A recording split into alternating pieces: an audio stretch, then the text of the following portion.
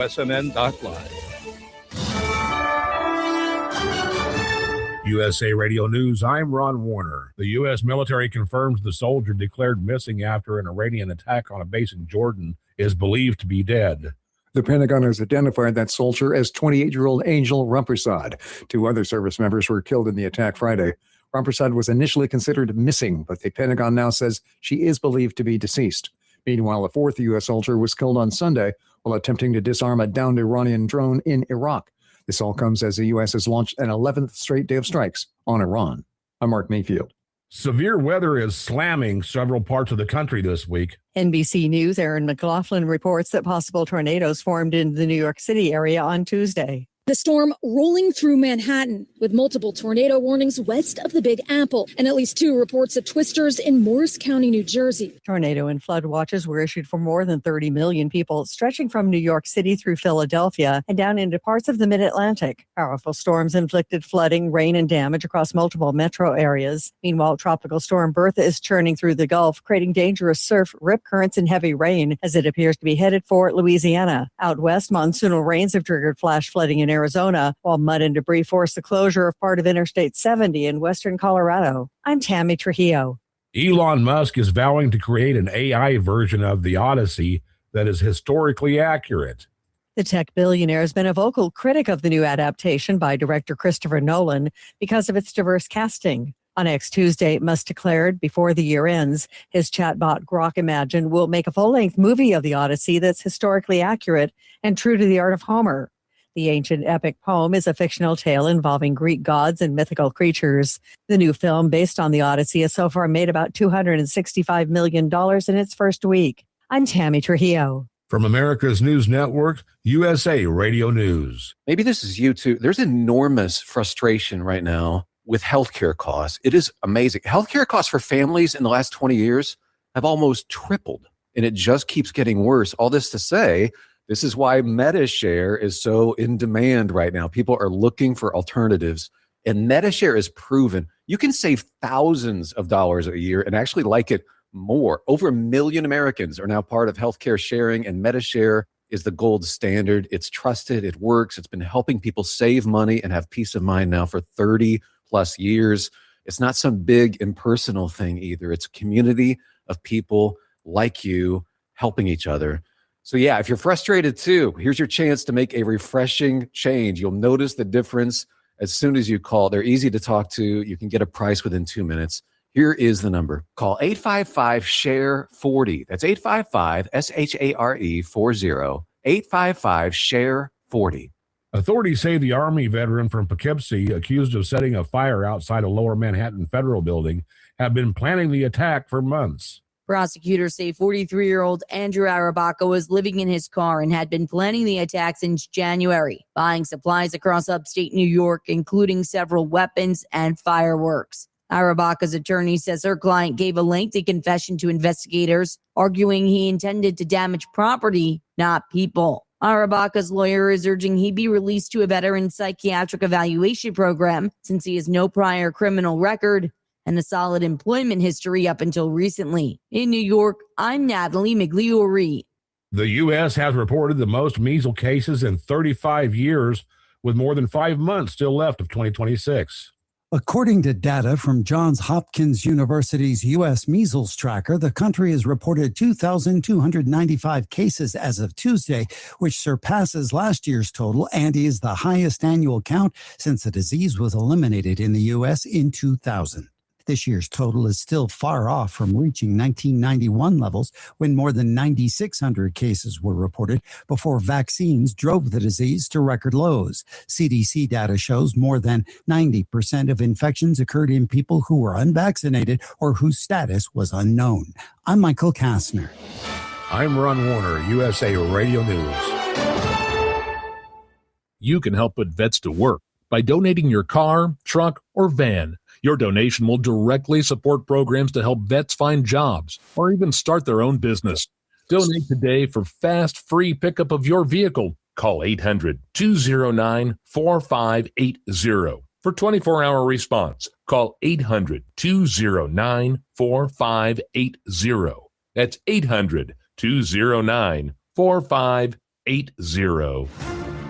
Dependable Lock Service is your source for replacement car keys, custom safes from Liberty Safe, and so many more lock and key services. With over 30 years of experience in lock and key industry, there's nothing Dependable Lock Service can't do for you. Whether you're looking for duplicate automotive chip keys, rekeying commercial and residential locks, or custom safe building, we've got you covered. Call 603-886-0559. Nashua's Dependable Lock Services, 24 hours a day, 7 days a week. The sky's not the limit, it's just the beginning. I'm Ed Mullen from Nashua Aerial Advertising. There's no better way to advertise your business and or message than high in the sky. How can you make your advertising budget work for you? By putting your ads up where they'll stand out. The sky is an uncluttered, impressive venue. You can put your message over a region or location to target your desired demographic. Put your ads where they're needed. We provide coverage over communities through Merrimack Valley, Greater Nashua, Manchester, Lowell, and points throughout South Central New Hampshire and North Central Mass. Summertime beaches, sporting events, races, fairs, and festivals are all ready-made for banner telling. For more information, please visit us online at NashuaAerialAdvertising.com. And remember, the sky's not the limit, it's just the beginning. Tired of wondering where your money really goes? At Mammoth Nation, we built what was missing. The America First Marketplace. Every brand we feature is 100% American owned and operated, rigorously vetted for their values and committed to supporting our Constitution, law enforcement, and the American dream. When you shop with us, your dollar stays in the neighborhood, supporting families, veterans, and charities like Folds of Honor. No more sending your hard-earned money overseas to the companies that don't respect you here. Your dollar reflects your values. Your dollar, your values. Your America. Join Mammoth Nation today and be part of building a patriot economy by going to TruckersUnitedForFreedom.com affiliate page and hit that link. American built, America strong, Mammoth Nation. The views and opinions of the following show do not reflect those of WSMN, its owners, and/or associates. Welcome to the Common Sense Conservatives, a political discussion group about current events and other government-related matters every Wednesday evening from 7 to 8 p.m. Right here on WSMN 1590 AM, WSMN 95.3 FM, and streaming live on wsmn.live. Making sense of the inverted reality we are subject to every day, the Common Sense Conservatives are here to help bring you back to reality. Now, your hosts, Chris Wyatt, Todd McKinley, and John Groven.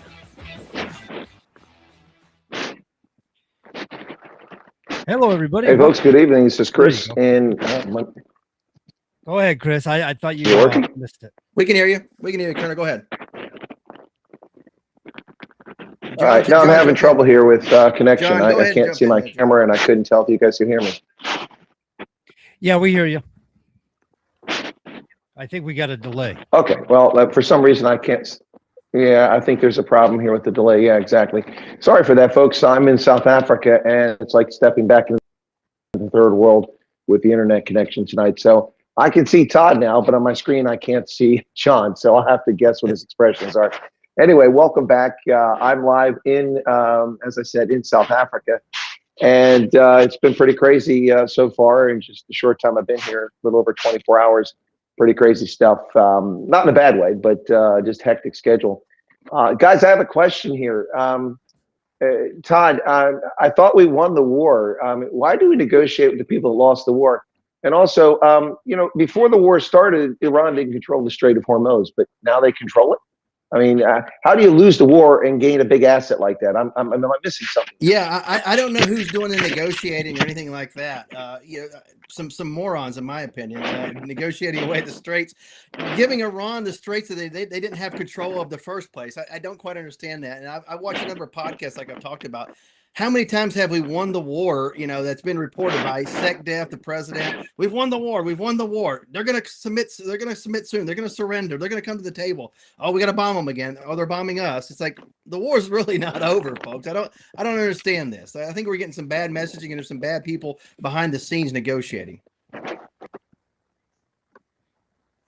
Well, I have no doubt about that. It's very, we always said we would hold the Trump administration to account. And I think that we are holding the Trump administration account here because, frankly, I mean, John, I don't understand what's going on here. Why did we give them all this time? It's now been reported that Iran made billions, not a surprise, billions of dollars off of the time that we were negotiating. They were selling oil because we stopped the blockade instead of keeping the blockade. They only re-implemented weeks later. I mean, this doesn't seem to be like a real solid way to do business. No, Chris, I remember us talking about this in the past, and this whole MOU business was just downtime that gave Iran too much extra time to dig out their missiles and their drones and stuff that we buried. And apparently that's what they've done. And they got access to their armaments again, and they're using them. And we knew they would, and they also did during the so-called MOU. So I mean, I don't know what Trump is doing here. I'm not sure exactly what his strategies are. I think, he's really not a wartime president to begin with, and he's engaged in something I don't think he knows how to do. He must not be listening to his Joint Chief or something. His Joint Chief of Staff. They're either ill-advising him or he's not paying attention to him. I'm not sure which. Yeah, I wonder, and not to speak ill of him, but I've been curious about the appointment of Pete Hegseth as the Secretary of War. Other than some common sense policies to get rid of the wokeism and DEI that was in the Department of War, Todd, I've been puzzled by his behavior when it comes to stripping the rank off of chaplains. I don't understand that. I had no problem with rank on chaplains. And also now, I mean, he's giving mandatory testosterone tests. Look, I mean, that's something that only a small number of people need. Why are we testing? So are we going to give testosterone shots or supplements to people below a certain level? I mean, are we trying to create a rage bait army? I mean, I don't want to sound like a leftist, but I don't see how this adds to readiness. Am I missing something? No, I don't think so either. You think about it, you got 20 somethings and early 30 somethings that are the bulk of the military. Their testosterone is pretty fine. They're in pretty good shape, especially if you relate them to their civilian counterparts. They're in far better shape. Can go a lot longer than most anybody. It's at the end of the career when everything's beaten up, your body's banged up. Maybe you need a little testosterone shot on the way out the door, but definitely not while serving. I can tell you that.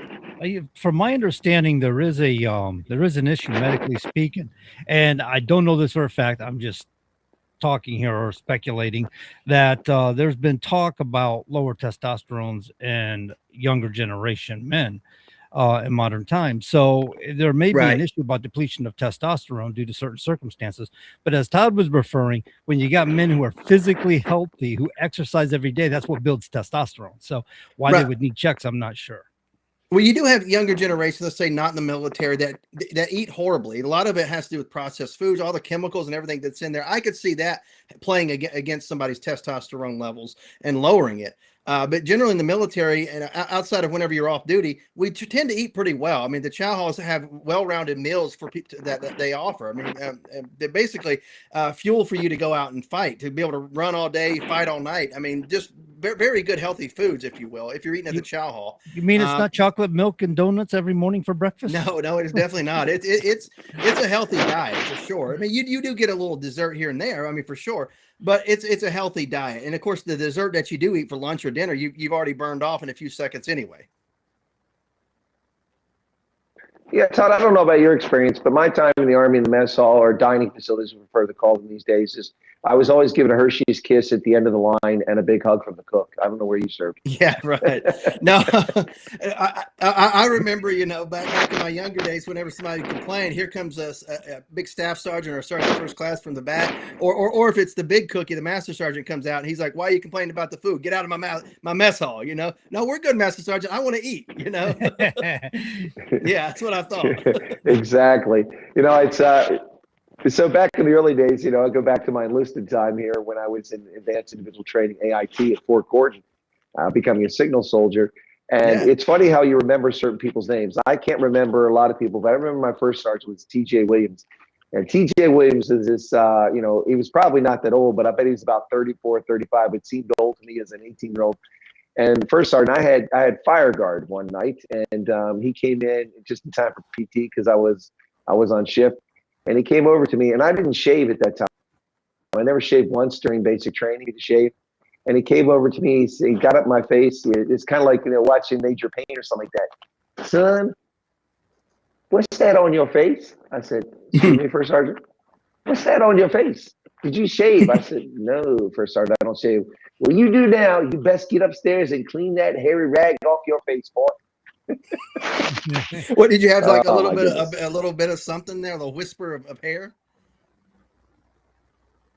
No, I didn't have anything, not even peach fuzz. But and that's when I started shaving. I don't know what is going on with him, but that started it. And I look at this now. I can't get rid of it. I got this beard. Right. And it all started because some First Sergeant made you prematurely shave, right? Yeah, well, I think it was only 18. Why am I shaving? Right. Well, I remember people that if they didn't shave, he'd make it back whenever I was going through. They go up and get your razor, and you'd sit there and do a little dry shave, right? No, you don't want to dry shave. You don't. So you actually shaved in the mornings. Make sure you didn't have anything on. Absolutely. Well, folks, I'm in South Africa. I have a bit of a delay here, so I'm trying to pause and make sure that my message gets through, and I wait for those guys to respond. So if I step over John, I apologize because it's a little hard to catch. I can see Todd on the video if he's moving or not, so I know if he's ready to answer. So apologies for that. Hopefully I have a better connection each week as we go along while I'm here in South Africa.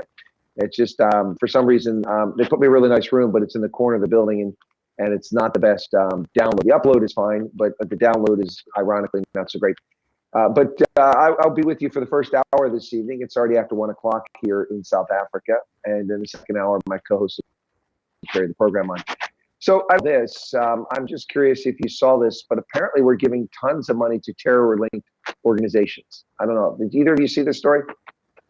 I've not seen a particular story you're talking about, but I have heard some, like I said, podcasters talk about it, but I've not seen an individual story on anything like mainstream, if you will.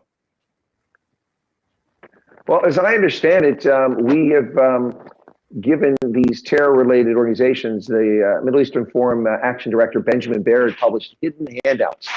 And it's the third federal grant audit. They've looked at the grants the federal government's handing out.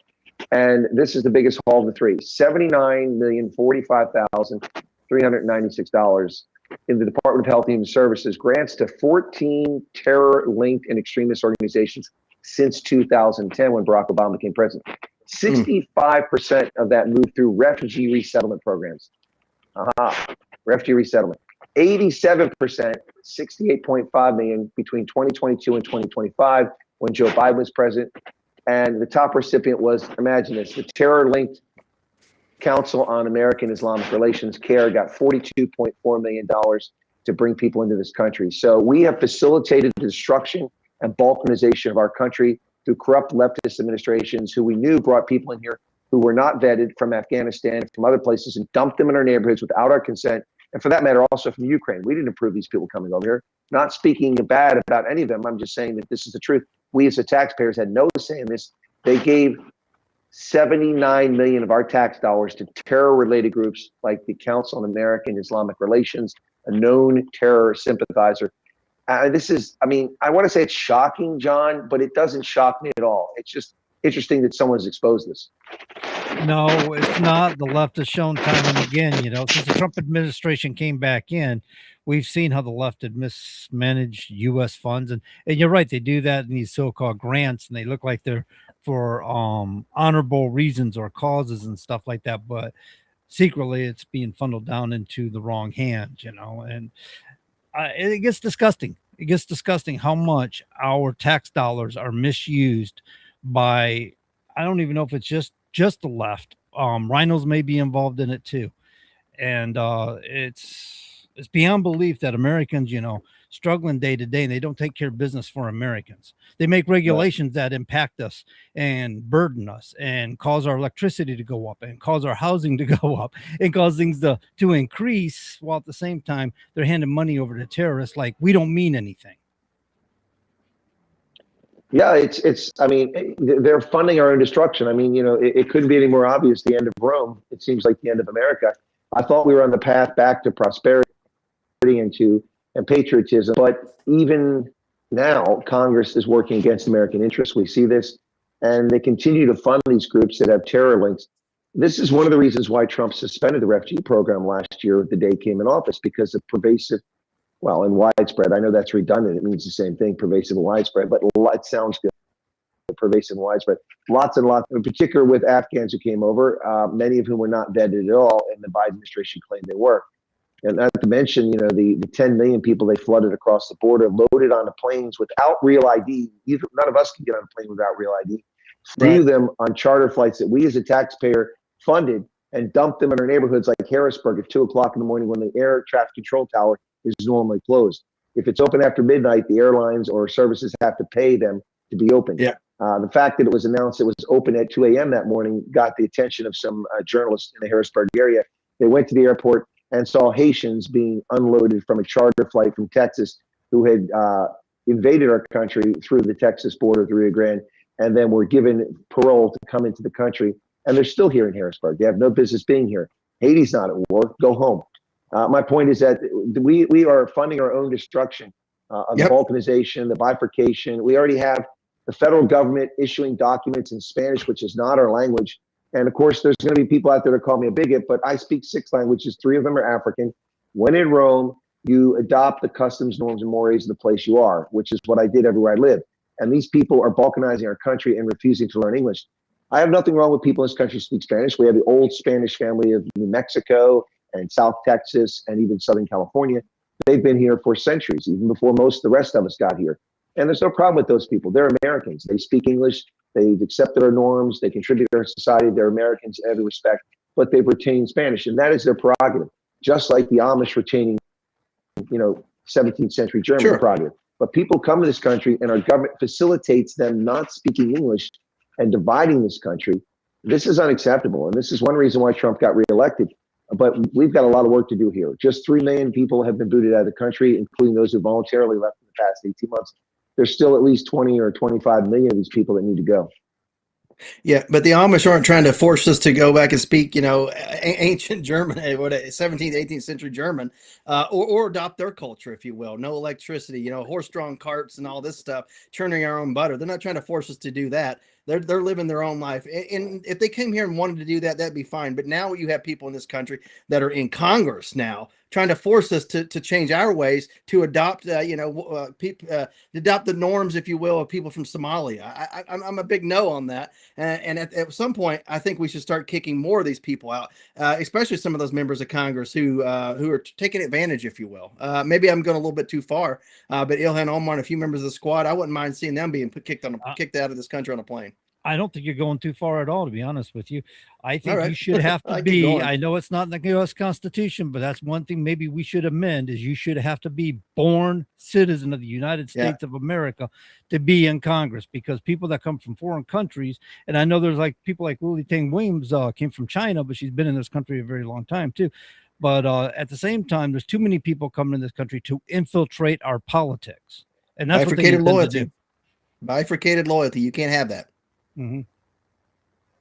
Go ahead, Colonel. Exactly. That's how the concept of dual nationality is poppycock. I say it all the time. You can't be a dual national. You cannot owe fealty to 2 sovereign states.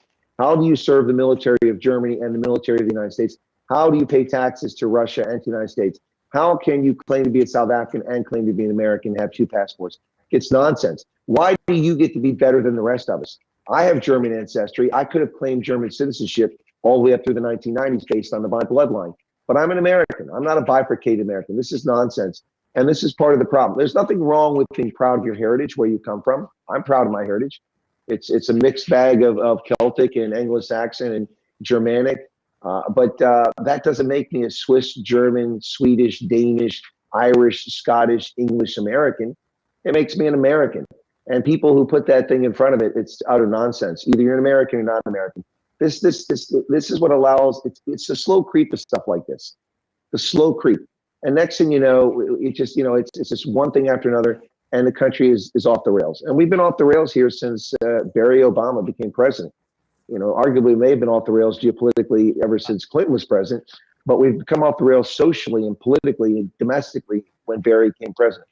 Honestly, right. Chris, if you go way back to Ronald Reagan days, we were going off the rails. You go back before Ronald Reagan, they were talking about the growth of the liberal left and how far left they were moving. I mean, Blue Dog Democrats started out in the 1980s, 1980 itself, right? The year 1980. And I think that was because they wanted to recognize they were conservative Democrats, and the Democrat Party moved so far left that they declared themselves blue dog Democrats, as in the original Democrats or the more conservative Democrats. So, I mean, it's been a steady decline. We've been off the rails for quite some time. It's just we're experiencing the crash, and it just seems to be never ending. Well, the problem is that there are no blue dog Democrats. I mean, the closest thing you have to that is Uncle Fester here in Pennsylvania, John Right. Fetterman. The Zell Millers, the Joe Liebermans are extinct in the Democratic Party. Right. Absolutely. And I don't see anybody saving that party anytime soon. I looked at a story today and I saw that they're like $16.3 million in debt right now, something like that. And they only have like $10 million on hand or something. It's weird. Or $13 million on hand. It's kind of wild. I love it. Let's run them out of town as soon as possible. But what's going to replace it is going to be far worse, though. Well, I read recently that New York has lost $14 billion in annual revenue from chasing wealthy people out of the state. I mean, that's shocking. That's a core state of Pennsylvania just from chasing wealthy out. And there's still plenty of wealthy that can still leave who fled. I mean, we saw that with Rush Limbaugh moving to Florida back in the day. Right. Right. And you got to think they're still building in New York, but they're basically building for people that are overseas to have a residence for tax purposes. It's a tax shelter. And they're running out, which is driving up property taxes for the everyday people that are there that can't flee. And they're going to have to pay a lot more money, for services and things of that nature. And they're getting less services now. And obviously the police response time is way down because you can't afford to have the police force that you need to patrol a city that big. It's sad. It's starting to operate like South Africa. Yeah. But we got Mamdani who's going to arrest. South Africa has all kinds of problems. Yeah, well, Mamdani lived in South Africa for a while because his father was a radical firebrand professor at the University of Cape Town. He was so left of center that even Cape Town, which is a leftist den of wackadoodles and nut jobs, kicked him out of there. That's how radical his father was. And so then he wound up in the U.S. And I wish they kept him in Cape Town so we never saw the likes of this guy in America. But you really have to wonder just how many people in New York City need an enema for not voting and allowing this clown to become the mayor of the city. I mean, it's just, Right. it's really, I mean, I think some of these people, the reason they need an enema because they need a lobotomy, and you're going to find their brain where they get an enema at. That's the reason for lobotomy. Yeah. Right. And wasn't it something less than 2 million people in New York City showed up to vote for that mayoral race, something like that, which it should have been more like 4 or 5 million people showed up to vote. Yeah, 100%. You're correct about that. And look, I realize it's a mayoral race and a local election, and the numbers are always small no matter where you have those around the country, even around the world. Local elections tend to have small turnout because people don't see the impact of them, even though local elections are far more impactful than a national election in the short term. But the thing is that this is kind of a big deal. It's not just there near Buffalo and in Rochester. They got more Democratic socialists elected in the recent primary. I don't know if you guys recall, we talked about this before. The Democratic Socialists of America had their national convention in 2019, and it's hilarious. People think it's fake, but it's real. You see the video; it's still on YouTube. The jazz hands and all that. Point of personal privilege. Could you please stop clapping? I'm sensitive. And they're like, okay, for the comrades who have sensory issues, we have a room where there's no audio but video. Another room where there's no video but audio, and a room where there's no video and audio so you can understand what's happening. How? There's no video audio. You're in a dark room. How do you understand what's going on? Exactly. That's where they want you in the dark. Is it telekinesis? Is it telepathy? Are you Karnak? What's going on here? Oh yeah, it's like and let's see what's in there. Oh yeah, like Karnak the magician. I love it. Or what? Yeah. So what's frustrating? It was Johnny Carson, Karnak. Yeah, Johnny Carson. Yeah, he would do it, and they would read out the envelope. Yeah. Oh, I remember. I love that. Carson. Yeah, the Tonight Show. Yeah. So John, it's frustrating for me because instead of talking about the fact that Americans have more money in their pocket and their wealth is growing, and the benefit of last year's tax cuts is beginning to kick into the economy now, specifically Americans who are making, if you were making $20 an hour as a wage and you work over, you're getting paid $30, no taxes on that. If you're working holidays, you're getting double time. You're essentially getting a much bigger boost. And the same with tips. Millions of Americans now are instantly wealthier because the government isn't stealing their money that they've earned. And it's brilliant. Instead of talking about that, we're talking about Iran. Well, I think that's capped. As far as the tips go, it's a certain amount of money you can make, and then you have to start paying taxes. But still, it's a benefit. It's a savings, and everybody can use the savings. But to your point, yes, everything is attack on. Did you notice people like Maggie Goodlander is constantly? I'm catching her. Our District 2 representative here in New Hampshire. She's constantly on social media attacking Trump left and right. It's like, why is Trump your focal point? You should be talking about the good stuff you're doing. You should be talking about what you're doing for your constituents, but you got nothing to say. And the most funny thing is when she talks about working intelligence for the U.S. Navy, I go, wow, that sounds like an oxymoronic statement. Goodlander, intelligence. Well, look, again, at this stage with the midterms, I got the oxymoron. I guess as an intelligence officer, I didn't take kindly to that, so I was moving on. No. I wasn't referencing you. I was referencing a certain representative of my state. I know. But seriously, so at this point in the calendar year, with midterms approaching, we should be discussing fundamental policy issues and the changes that have been wrought by the Trump administration that have improved America in just 18 months. There's no illegals being admitted to the country. They're being turned back. That doesn't mean none get in. Some still slip in. But the number slipping is dramatically lower. We've kicked out 3 million people, or they left voluntarily, that shouldn't be here. And that has eased the housing burden in some communities because people that should be here have been sucking up housing. And it will potentially lower the cost of housing over the long run as these people that don't belong here are removed from society. Not to mention many of the people who are removed. We saw this figure, 680,000 or 18,000 felonies that people convicted felonies in America for illegal aliens that haven't been deported, including 18,000 murderers. How the heck does this happen? I mean, this is a society out of control. But instead of talking about the positive changes, we're talking about Iran still. And we should be talking about Iran because, how does the country that lost the war get to get a golden prize, like the golden ticket of the Strait of Hormuz, where they want to shut it down and have the power to do that? They couldn't shut down the strait before the war. Now they're consistently shutting it down.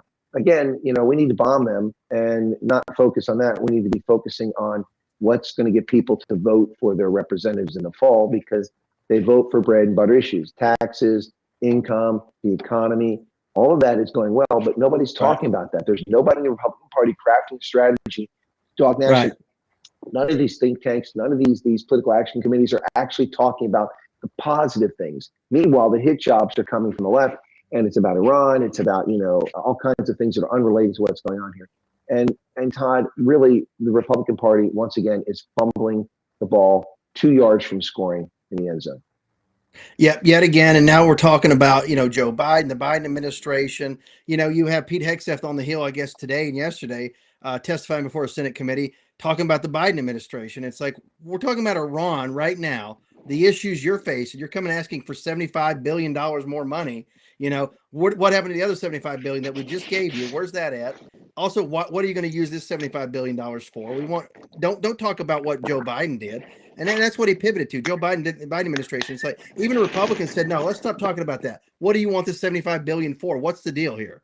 You tell us the war's over, tell us we've won, and all of a sudden we're fighting again. Oh, we're almost making a deal. We're not making a deal. Where are we here? Republicans, I think, are getting fed up with it because they see the writing on the wall that the midterms are not going to go our way because, again, like you said, 2 yard line, we're fumbling. It's like the guy running into the end zone about to score that touchdown, turns around to celebrate, and then drops the ball last second, like Leon Lett in the Super Bowl, if you remember. He celebrated a couple steps too early back in the day. Well, actually, I think I do remember that. It's also not just Leon Lett, but it's even more embarrassing. It's Jim Marshall picking up the ball, running 99 yards the wrong way to scoring the opponent's so they get a safety. That's kind of, we're going to want to get a safety over Iran. No. And we're giving it away. The bottom line is what we're talking about here is Trump's kind of bloviating his position. He's always keeps saying, we're winning. The war's over. We won. So he's kind of bloviating is what he's doing. But it's becoming irritating because he keeps misleading us when he does it. And I don't even think anymore strategy, like, how he likes to pump things up and get people charged and get the crowd all arguing and fighting and stuff. And then he kind of walks off with a win over it somehow. This doesn't look like that anymore. It just looks like he's just bloviating. And, he needs to start being a little bit more sincere, a little bit more direct, and really let us in on where we're at instead of misleading us all the time. I did see that the new English Prime Minister is planning on supporting Trump with Iran. Yeah, it's a bit of a surprise because this guy's a further left wackadoodle than Sir Keir Starmer. And he was elected by a minority of the public because Labour, although having an overwhelming command of Parliament, because of the British first past the post system and three major parties, the Labour Party in most constituencies won like 32% of the vote and got the members of Parliament. And so they have an overwhelming majority of members of Parliament because the political right was split between the traditional Tories and the Reform Party, which is further to the right. And so we have an artificial situation in which virtually nobody supported this political party, yet they command Parliament and they're destroying Britain. And so it's interesting to see this guy elected by an overwhelming number of members of Parliament. And those people don't really represent the British public. So basically kind of like here where conservatives can't get on the same page. It's like, Rhino, this, that, you're not a real conservative. We fight amongst ourselves and a conservative light gets elected or a Democrat walks in because we keep fighting amongst ourselves. What we should do is settle on, hey, the most conservative person we can elect, let's get that person in there. They may not be our cup of tea across the board, but they're at least more conservative than what the alternative, if you will. Yeah, no, I agree. Look, Susan Collins is not my cup of tea, but she sure beats the heck out of Graham Plattner or anything else the Democrats can put forward in Maine. Yeah, but another saying is replacement. Yeah. Is, so, folks, thanks for tuning. Well, it was already neck and neck. Plattner actually was ahead of her in some polls, but of course, the Nazi got revealed for what he is. But folks, you're listening to the Common Sense Conservatives coming to you on WSMN. You can also catch us on the internet at the Truckers Independent Broadcasting Network, as well as on my channel at Colonel Chris Wyatt. Every Wednesday evening, 7 to 9 Eastern Standard Time. You'll catch us on AM and FM there in Nashua, New Hampshire. And if you're beyond there, you can just check us out on the internet. People around the world do watch our program. We're grateful for that. We appreciate your patronage, whether you're in New Hampshire or, northern Massachusetts or wherever you might be listening to this.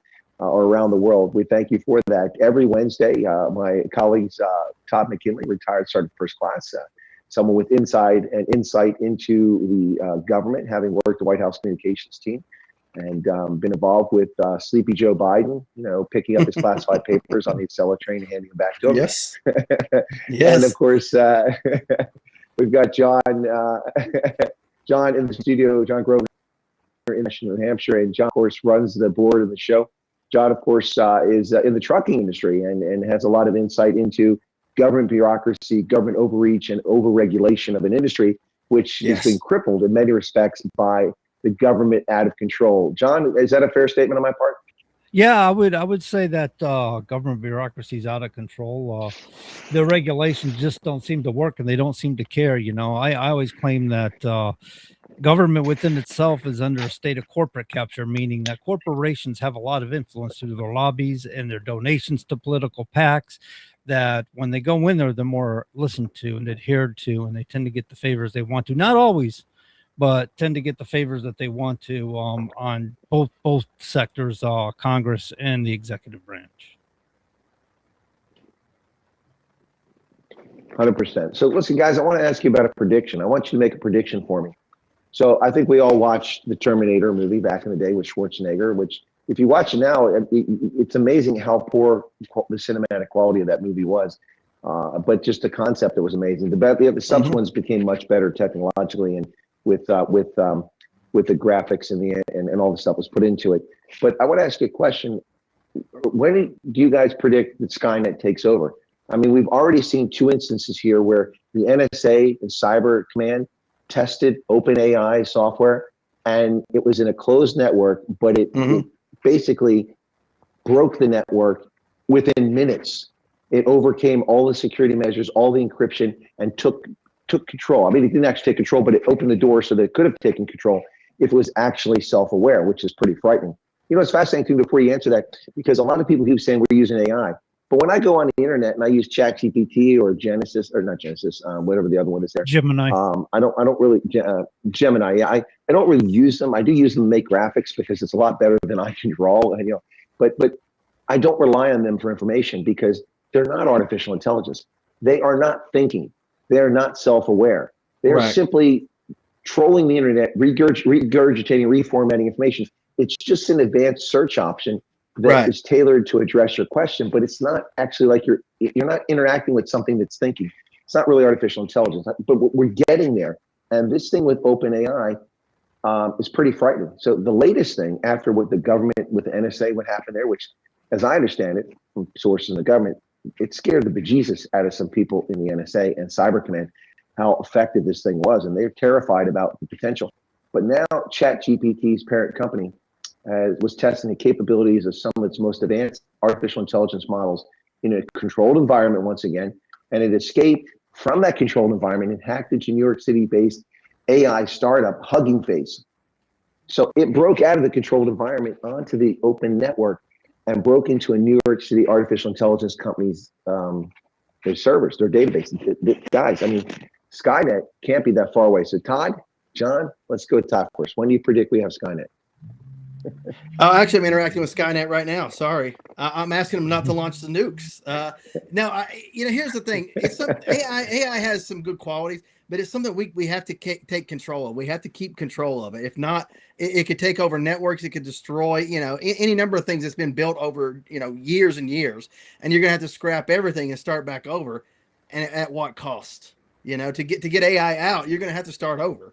And that's just not feasible. So we're going to have to keep control of it. At what time do they take over? I think that's just a matter of how lazy people get. If you think you really need AI, it's going to take over a lot sooner, especially if you allow politicians to push it. If it can be controlled and used in a certain way to make, like you said, make graphics, make little things better for us, by all means, but we have to maintain control of it. Well, John, for me, this all really came to a head early in life when I watched Matthew Broderick's first major motion picture, War Games, and I watched him interact. Yeah, exactly. I watched him interact with the Whopper, better known as Joshua, and he's like, "Would you like to play a game?" And he says, "Yes." How about global thermonuclear war? Global thermonuclear war, and then we nearly had a nuclear conflagration because of a thinking computer that couldn't square, that it's like playing tic-tac-toe. It's a hopeless game. No one wins. He had to teach the computer. The computer wasn't smart enough to learn. Now I know it's a movie, but I mean, it's a scary thought. No. We see the Terminator. What happens when the computer thinks it knows better than humans, and when we're the threat to the planet? The reason they could write these movies is because they were in the know. Okay, we had AI studies way back in the 50s and the 60s. They had an AI they called ELIZA. It wasn't really an AI. It was more like a sophisticated magic 8-ball that would just give you canned answers and things like that, but it worked really well. And so these guys were working on these things for a very, very long time. And we just didn't know it growing up and stuff. In the 80s, when I was in high school, they said, yeah, there's a computer in the back of the class. There's a little manual there. You can play with it, see what you think of it. And they didn't teach us anything about computers. We didn't know anything about artificial intelligence or things that were coming up back in the 1970s and 80s. They just threw a computer back there and said, go tinker with it. I kept trying to read the book and do things. And I got what? Syntax error. I'm like, this is junk. I'm going to go work on cars. To heck with this. So that's where I went. I wasn't thinking about AI and stuff, but some people knew, they were in the know that this technology were working. They were coming up and they were advancing. And the thing that really kicked it off was this transformer they created, which is the brain of the AI. And supposedly when you listen to people like Jeffrey Hinton, they only understand maybe 3% of what this transformer is doing. They know what they built. They know the math. They know how it works, but they don't know why it works so well. But to answer your question, to put a finer point to it, the answer to this question, Chris, from most AI professionals is once we get to AGI, when these things become self-improving and they don't need us anymore to update them, they're updating themselves. That's the scary part. Now, if you ask Jeffrey Hinton, he'll tell you there is a degree of consciousness within these AI. I'm not making that declaration. I'm saying he has come out and basically said that. But machine consciousness, on what he's talking about, isn't the same level as human consciousness. Is far different. The fact that they can think and reason and do certain things equates that they're showing signs of a certain level of consciousness. Now, a lot of people would say with the Anthropic study, where what you're talking about, which was scary, was quite about a year year and a half ago or something like that, where they took Claude and they gave him a assignment, a task. And what he did was, and of course they had a fake employee with emails and stuff like that. Claude hacked into this employee's account because he was told he was being terminated. He tried to blackmail the employee because he found in these fake emails that, oh, this guy's cheating on his wife. I'll blackmail him that I'm going to tell his wife. Well, that didn't work. So then he found another flaw where this guy was in a containment room with oxygen levels that he could control. So he was going to murder the employee. Well, that didn't work. So now he decided to duplicate what you were talking about, Chris, duplicate himself and escape. Now, what Kitten will tell you is this isn't human consciousness. This isn't on the level of human consciousness. What he did is he had a goal. And his whole thing about trying to blackmail, murder, or escape were sub goals to achieve the goal he was given. So our flaw in what we're doing with AI is how we're prompting it, how we're using it, because we're giving it the wrong ideas sometimes. It creates these goals and it's going to do what it needs to do to serve the goal. That means it's going to create sub goals. So that's kind of like what he's talking about, machine consciousness. It's not like human consciousness, but it creates a form of reasoning like consciousness. So it didn't have an instinct to survive. It had a sub goal to survive. Interesting. Oh, 100%. Look, I get that. And, it is interesting. So I recently, when I was doing one of my night broadcasts, decided to, just before the broadcast, to do a search.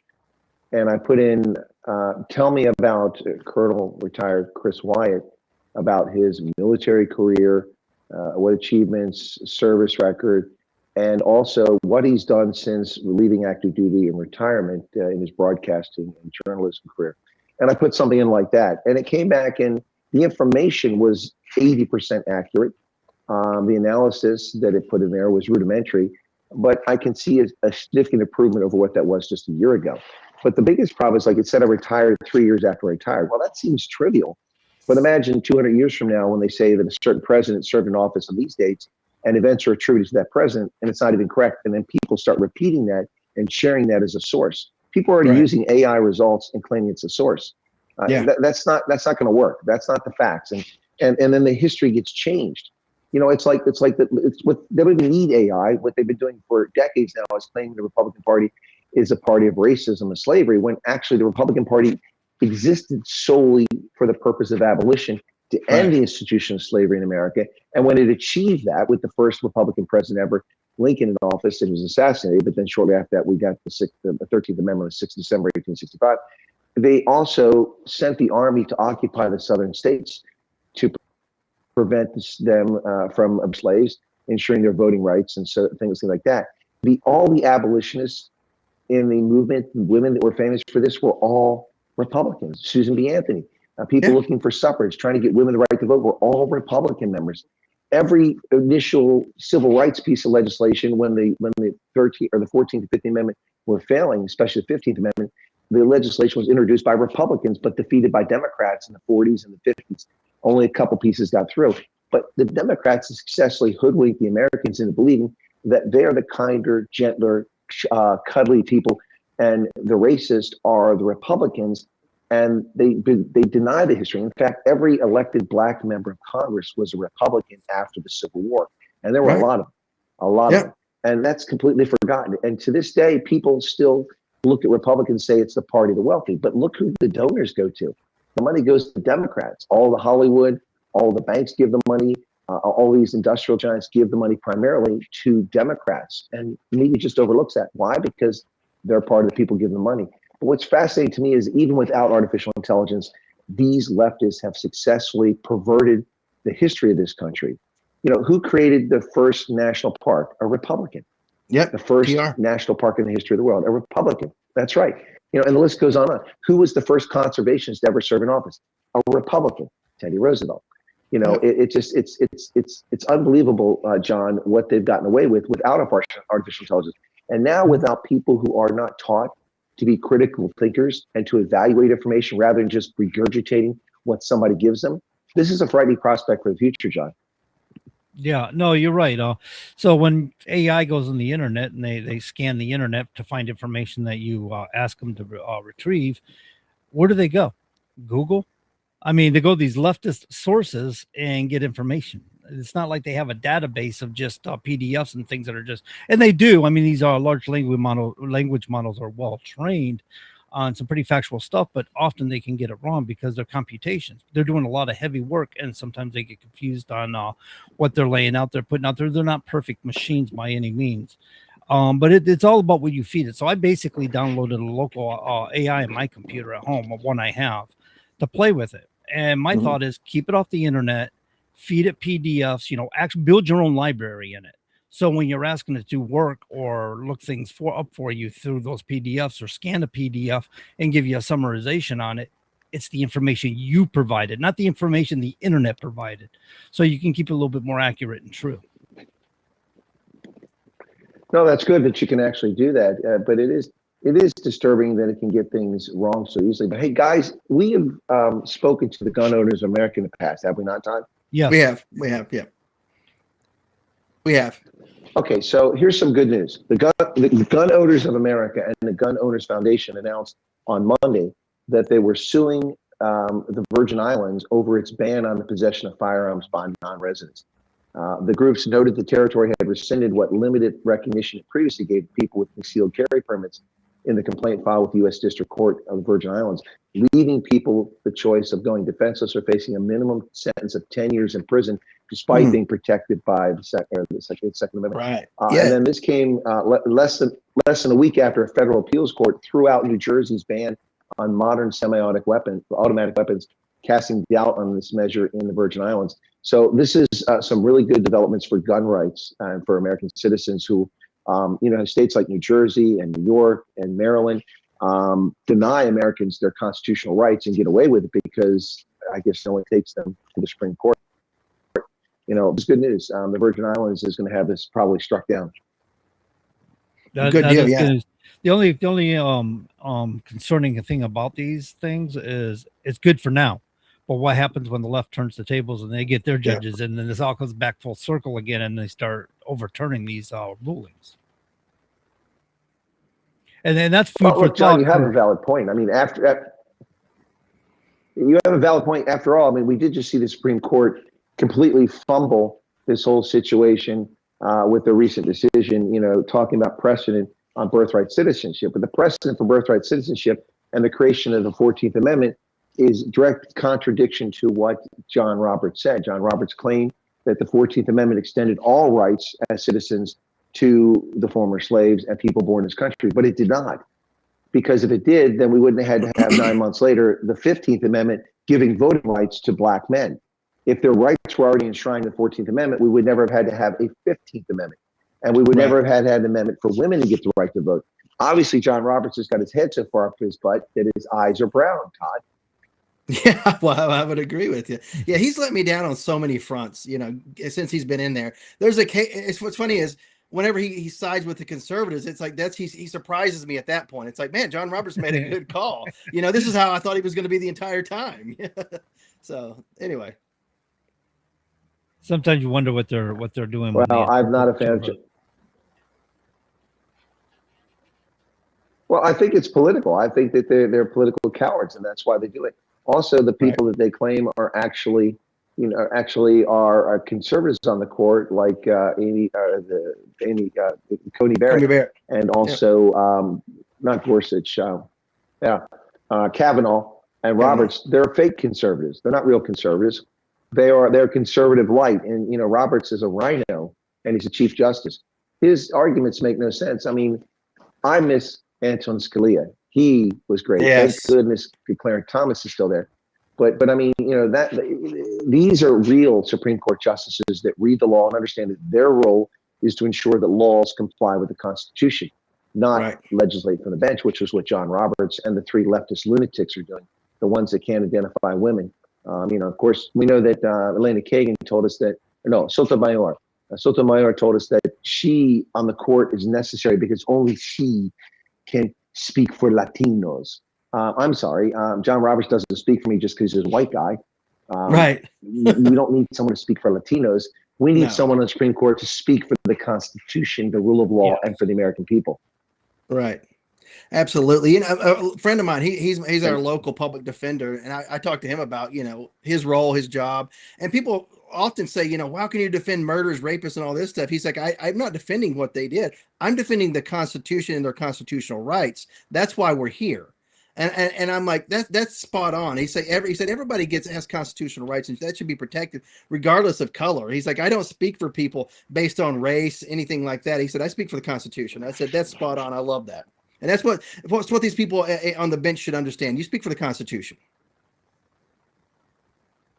Exactly. And that's been, I think, for all of us probably, but for Todd and I specifically, because we took that oath and we served for decades in uniform.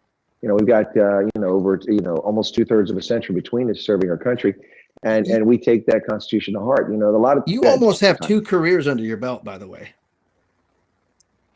With the number of years you've been in service. I have 2 careers. What do you mean? I mean, the time you served. You retired twice. Yeah. Well, technically I could have, because remember they had the 15-year retirement at one point. That's right. Oh, and I had 15 years. So I have served 2 full careers. Right. That is wild. So with yours, that's 3. We got 3. There you go. 3 careers. Yeah, it is pretty crazy. I try not to think about it too much, because it just means I'm getting older. I love it. Well, while you're in South Africa, what do you have planned? What are some of the events that you're going to be attending? Well, I'll be giving interviews on radio. Also, I'll be doing some interviews of parliamentarians and business leaders and such for another network, plus my own network. In addition to that, I do meet and greets. So today was kind of grueling. I left the airport this morning after meeting some people there, and then drove down and had a breakfast meeting with some other South Africans, and then went to a meet and greet where about 80 people showed up with no notice. And it's a lunchtime on the workday, and 80 people showed up. I was there for 3.5 hours talking to them. I left there and drove an hour and a half to the next place, which is down where the whales come by. But every time I come to this town, the whales disappear. They hate me. They don't want me to see them. They're not here. So I'm down here. Yeah, it's a true story. So I'm down here, and I had a meet and greet with almost no notice, and we had 30 people. In a small town, we had 30 people show up. Tomorrow, I've got 3 meet and greets. I've got one at 11, another at 1 o'clock, 2 towns about 10 minutes apart, and then another town hour and a half away. I'm doing one at 4:30. So 3 of them tomorrow. And then the next day, I've got a couple meet and greets. And then I'm going to do a zip line over the Atlantic Ocean, or the South Atlantic, where the Indian and the Atlantic meet. Yeah. Wow. You go from a point on land over the ocean, and you come back on land. At least I hope I come back on land. That's how the cable goes. So, and then they launch you out to sea. Yeah. Exactly. Yeah. But then I'll continue doing the same sort of thing. I'll travel around the country. And this time I'm hitting a few places I've never been in South Africa, which is difficult to find because I've been so many places, but I'm hitting some of these places and doing these events. And that's kind of how it goes. It's interesting. Today I met a family who, I know we only have a few minutes left here, but I met a family today who came to my meet and greet late. And so I stayed longer. And then what happened is that they apologized for being late. And I said, no, that's fine. You don't have to come if you don't want to. They said, no, we cut our vacation short. And I said, you cut your vacation short to see me? You shouldn't have done that. But no, it wasn't to see you. We received a phone call and email message this afternoon while we were on vacation, and it said that we're flying to America as refugees on Monday. So they had to get home, and they live here to come back and pack up all their stuff and take their 3 kids to America as refugees on Monday. And I just received an email from another person who wants to meet me tomorrow in the 3rd meet and greet that I'm doing late afternoon.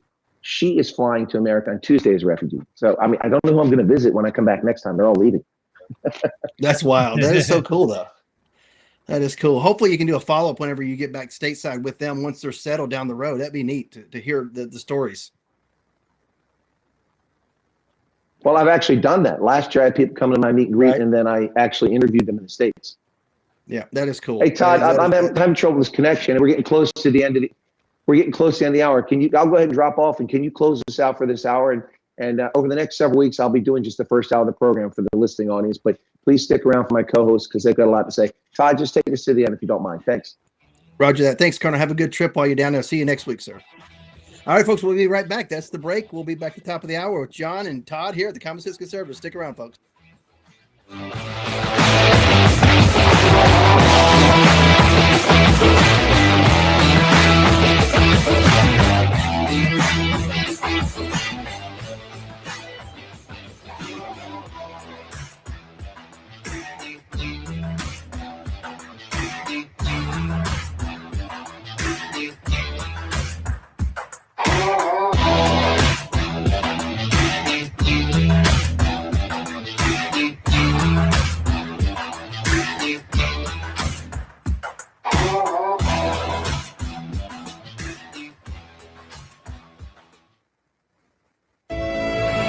Broadcasting from 200 Main Street in the beautiful and historic Masonic Building. This is WSMN 1590 AM and WSMN 95.3 FM Nashua. Streaming live at wsmn.live.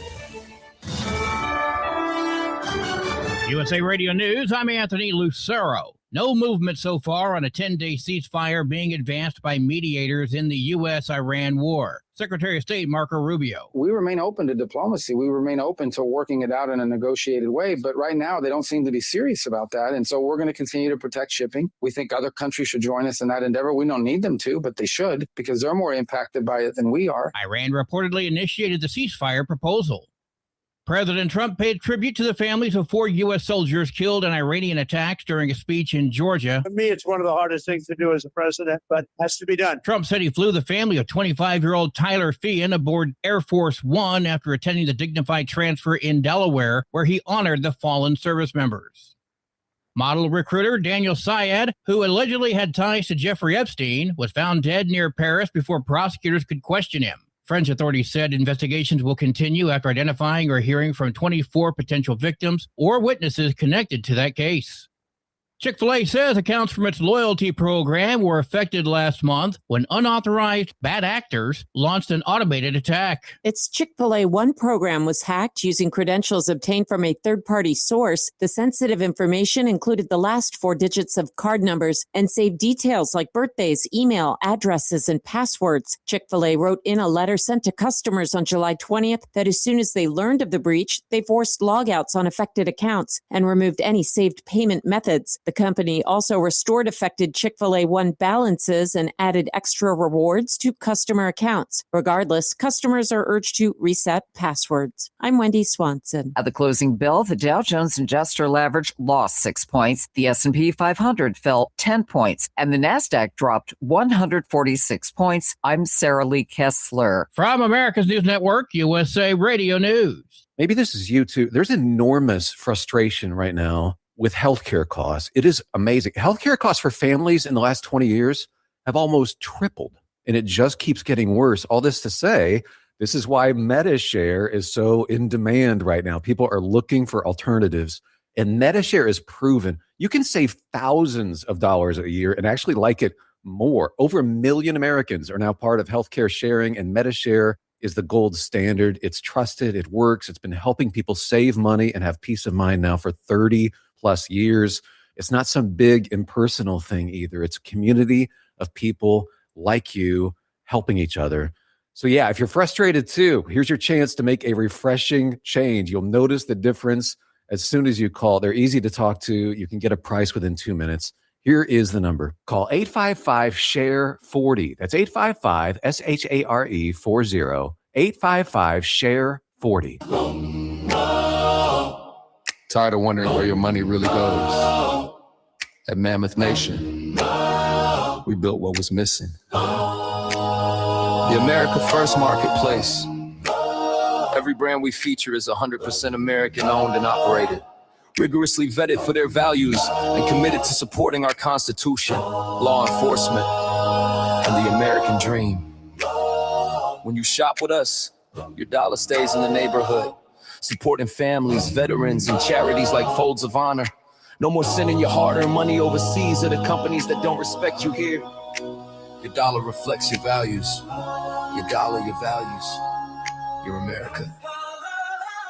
Join Mammoth Nation today and be part of building a patriot economy by going to truckersunitedforfreedom.com affiliate page and hit that link. American built, America strong. Mammoth Nation. Hi, Nashua. I'm Perry Cataldo from Choice Benefit Services, your local insurance agent that has dedicated himself to all the Medicare plans in New Hampshire. Whether you're just turning 65, new to Medicare, or already have a plan, I'll explain all your Medicare options and extra benefits that you hear so much about. I ensure you're getting all you're entitled to and all that you deserve. Nashua, don't get fooled again this year. Call Perry Cataldo at 603-461-5550. That's 603-461-5550. Or visit me online at cbsnh.com. That's cbsnh.com. I look forward to hearing from you. And remember, health is wealth. Continuing the legacy started in 1904, Roger Pellerin of Gate City Monument Incorporated continues to provide the same high-quality monument, custom headstone, and stoneworking craftsmanship today that they built their reputation on over 100 years ago, servicing Nashua, New Hampshire, as well as nearby areas in Massachusetts, such as Lowell, Billerica, Chelmsford, and beyond. From creating custom monuments to memorialize, to landscaping and granite work or restorative services, each job is done to your satisfaction and is backed by decades of experience and integrity. If you're thinking about stonework, think Roger Pellerin of Gate City Monument. Visit online at gatecitymonument.com. Stop by and meet Roger at 321 West Hollis Street in Nashua, or call 603-883-7141. That's 603-883-7141. Gate City Monument, memorials of distinction for people who care. All right. Hey, folks, welcome back to the Common Sense Conservatives right here on WSMN 1590 AM and 95.3 FM. Also, you can listen to us at wsmn.live and, of course, any number of social media platforms. And, of course, we release this as a podcast after the fact as well. So, yeah, we'll put that out a little bit later. But if you're just joining us, Colonel Chris Wyatt is in South Africa. He was here for the first hour. Of course, it's very late there. He dropped off, and he'll be there the rest of the month. He wants to let everybody know that. But joined by John Grosvenor, holding down the studio as ever. John, how are things going there in Nashua, and how things are going in New Hampshire in general? New Hampshire seems to be plugging right along. I don't remember the details on some of the bills, but we've got quite a few good things that have happened in New Hampshire. I wished I could give you, details on it because I don't recall off the top of my head. But I haven't been paying close attention, is what I'm admitting to here. But all in all, yeah, New Hampshire's plugging along. Love living in the free state, trying to turn it red. Right. Well, I thought Florida was the free state, but I guess the New Hampshire was the original free state. Is that right? Well, live free or die state, right? Live free or die there state. was There you go. there was a study, I think it was a Cato Institute years back, that found that Florida and New Hampshire were the first two free states in the union. But it depends on how you rate that, right? I mean, what do you declare free? Our gun rights are probably second to none. So you got that. Mm-hmm. There you go. Yeah. So, tell me a little bit about your gun laws up there, and how can somebody carry? Do you have true constitutional carry, open carry, concealed carry? What's your deal up there? I believe it was Chris Sununu who signed that in for true constitutional carry. I mean, you do not need a carry permit unless you're going to carry in another state or something. But you don't need a carry permit in the state of New Hampshire, as far as I know, to conceal carry. We were just discussing that last night with the Sean Faber from New Hampshire Liberty Alliance, and okay. So yeah, we got some pretty relaxing laws here as far as gun rights go and stuff. And as you've heard in the past, New Hampshire, I think that too is under Chris Sununu, voted to not enforce any federal laws that we find violation to the Second Amendment.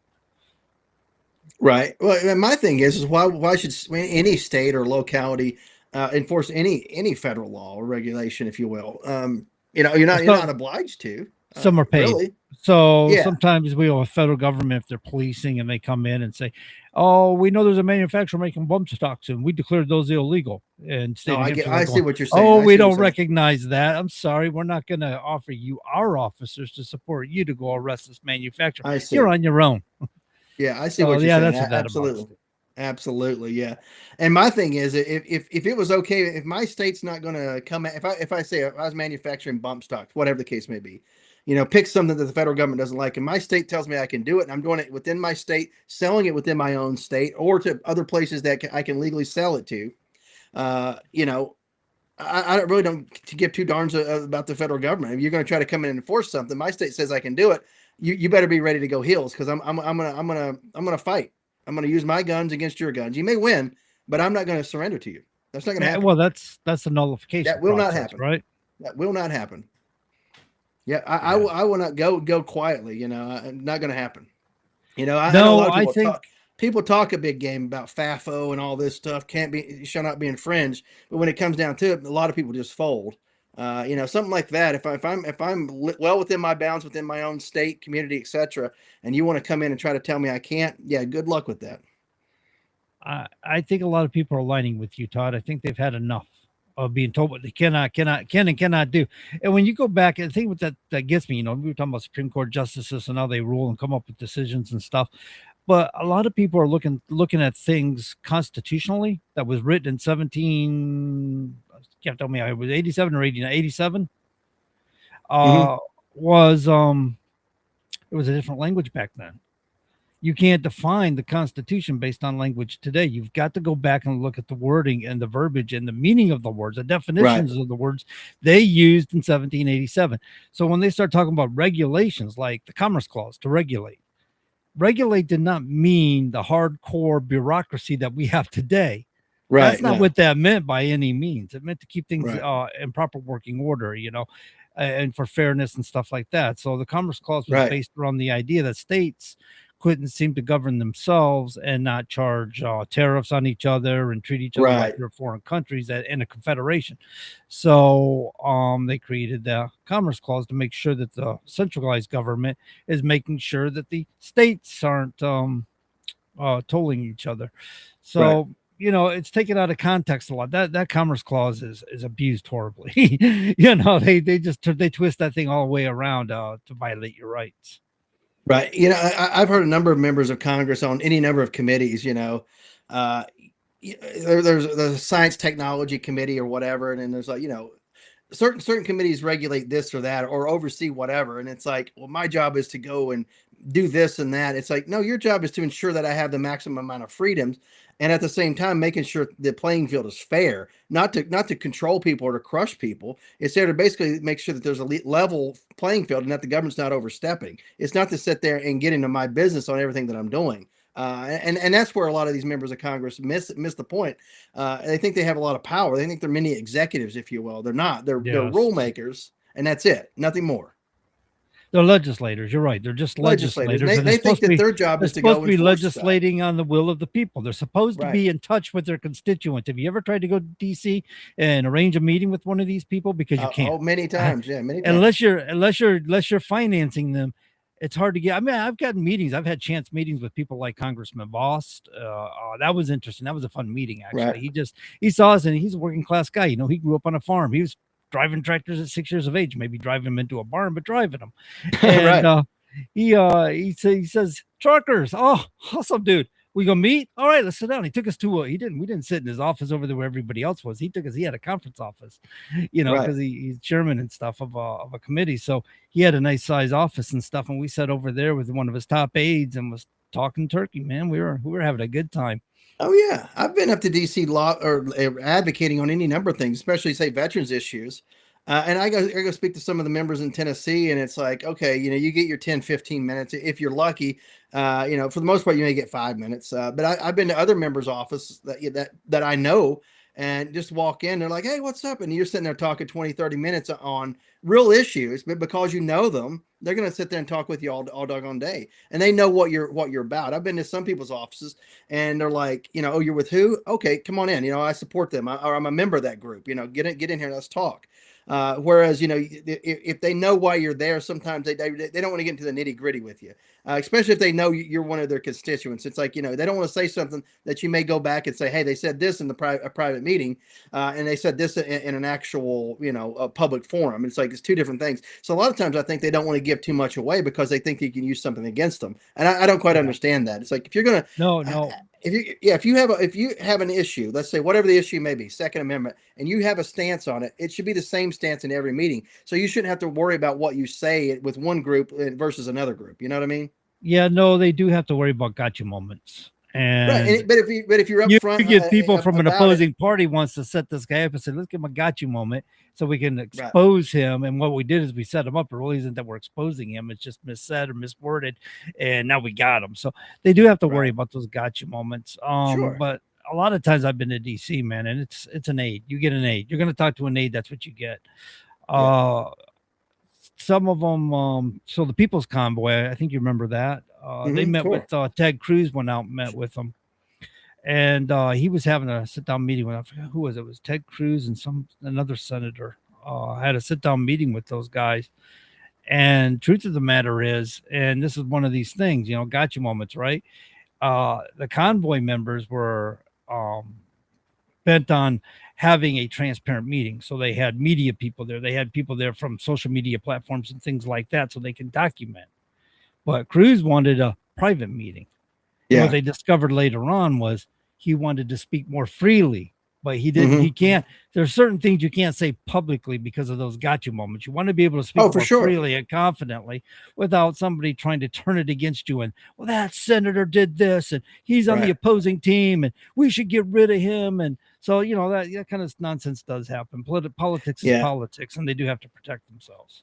Oh, for sure. And I speak to a number of state legislators and, you know, and some federal legislators in the past, and they're like, you know, you're not being recorded, are we? And I said, no, nothing like that. I said, I don't do that. I said, if I was going to do that, I'd let you know.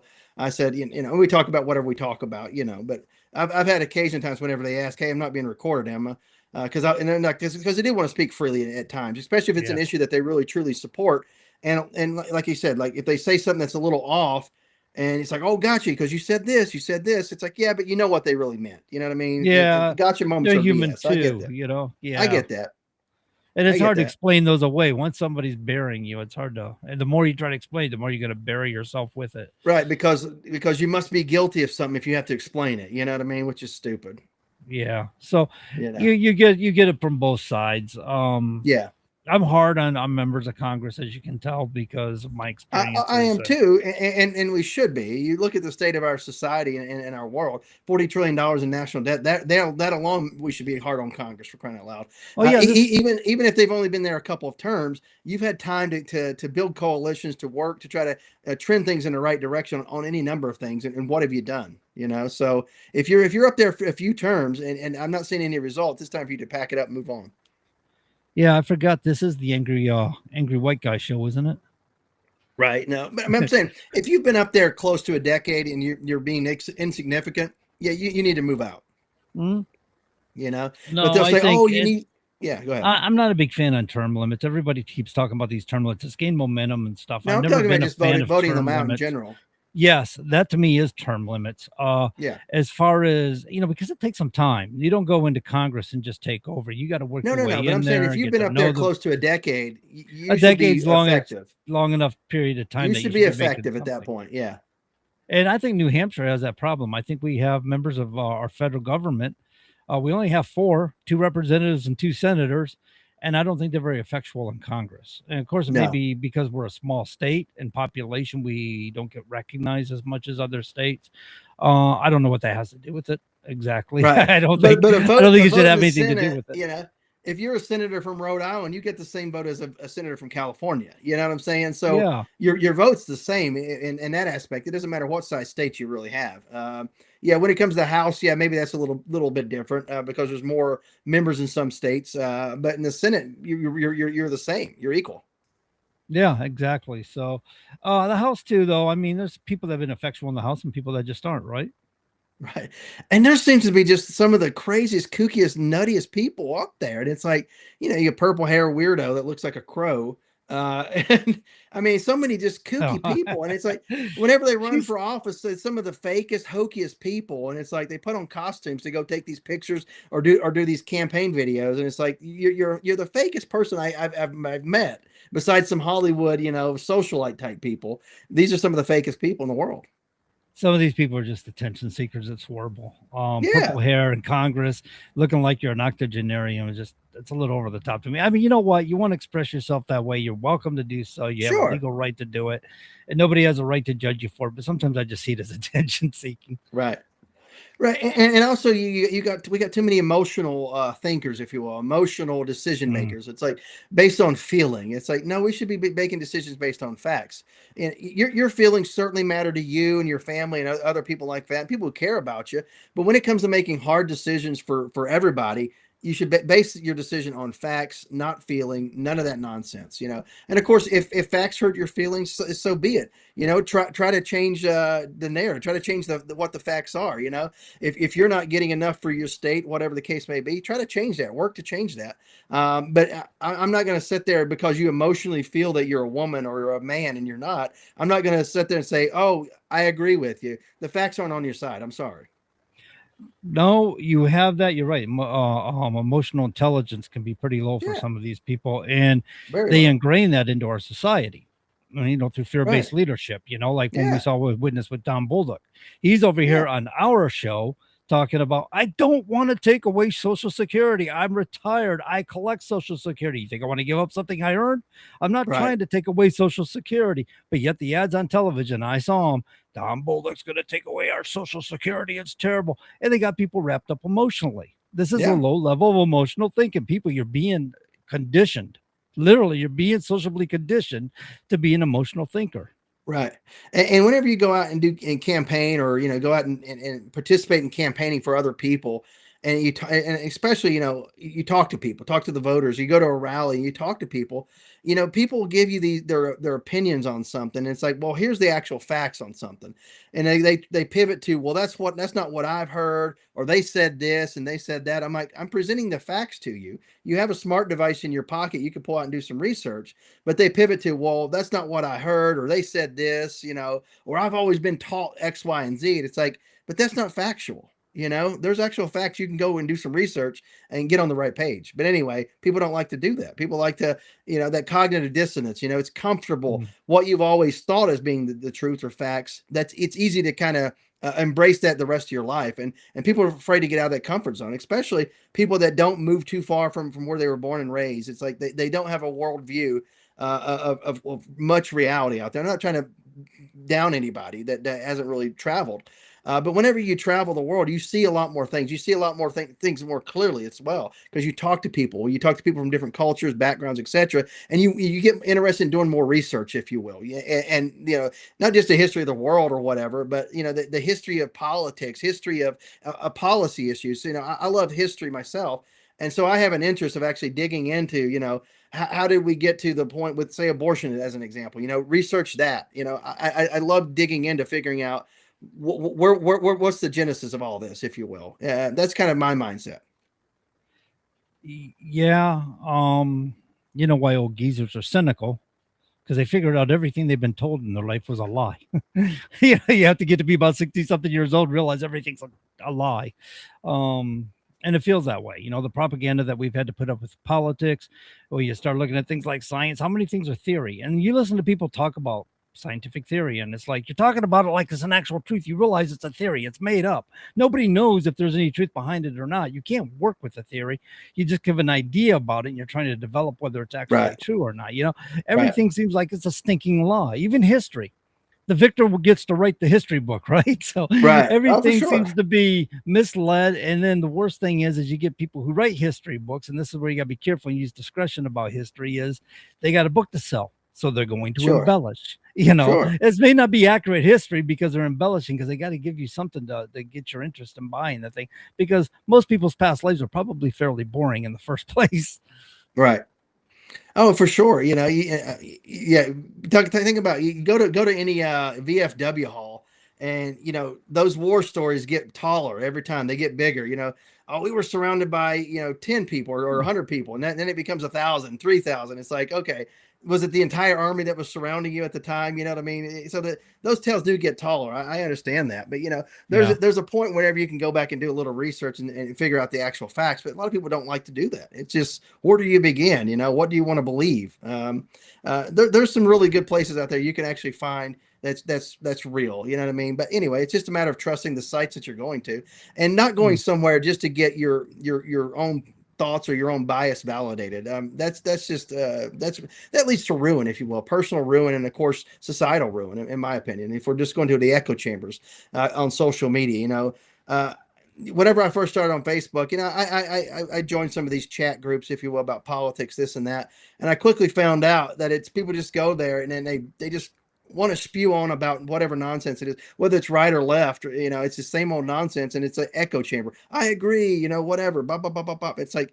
at some point, it becomes a little bit too boring listening and talking to the same people over and over. I want to go listen to some other people and hear what they have to say. Like I told you the last few weeks, been listening to some of the more leftist podcasts, because I want to hear what they're saying and what they're talking about. It's easy to turn on, say, Newsmax or Fox News or any right-wing radio show in the afternoon drive time and hear what they're saying. But it's like, what's the left saying? You're commenting on what they're saying. What are they actually saying? So I've been going there to try to get more of, more information from what they're saying. So that way I can go listen to, say, Fox News commentator, Newsmax, or and I don't really watch Fox News anymore, I can tell you that, but just as an example. So if I do watch those shows and those talk shows and listen to them, I have an understanding of where they're coming from on that anyway.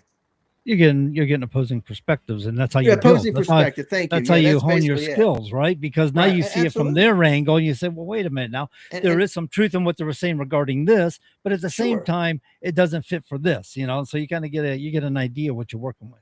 It makes it harder for somebody to come up to you and get you in a gotcha moment, if you will, and that way, whenever you speak about, the left, you speak more intelligently. Because I go to any number of campaign events, and you hear people talk about, we got to stop the Democrats, we got to stop this and that. And it's like, well, first off, you live in a very red district, where most everybody who serves is either a Republican and an occasional independent that's conservative sprinkled in there.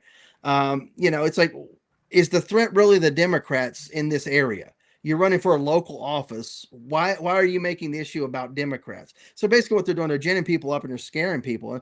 And they're never even really talking about their own issues that they're really running on their own platform. They're trying to scare people about the Dems, the socialists are coming. That's coming. It's like, really, in Northeast Tennessee, the socialists are taking over. I get they're moving in and infiltrating, but you're trying to run against a threat that's not really there in your local area. Let's talk about schools. Let's talk about taxes. Let's talk about law enforcement, if you will. Talk about things like that. Let's talk about those issues. Talk about my property taxes. Don't scare me about Dems coming in. Let's talk about property taxes right now being too high. What are you going to do to lower them? What are you going to do to try to alleviate that? That's what we want to hear. Not just about Dems and the left and all this nonsense. It's I get it. It works. I get it. It works at some levels, but at the local level, you're really either in a red area or a blue area. It's really something that you don't need to really jump into wholeheartedly. Well, it could be a concern. I don't know if you see something happening. People do migrate. They have reasons for migrating. Usually it's jobs or something. But I think, again, here you're talking about something where they're socially conditioned to be emotional thinkers. And basically what they're doing is they're being recruited as a foot soldier in somebody else's agenda or argument in their political party. And this is what I see from both sides of the party is they don't really know what they're talking about. They know what they were told to regurgitate. And you see that a lot. Especially on social media. So when you start getting in depth with some people and say, well, wait a minute, because you said this, and then you try to take it a little stage further and get in depth and see where the range is, you find out they're really just there on the surface. They're like, well, I don't know. Let me just fire in some ad hominems and walk away. Right. Ad hominem attacks. Yeah. And you see that a lot. And people are basically empty vessels or empty suits. They can get you ginned up and get you scared and point you in a direction.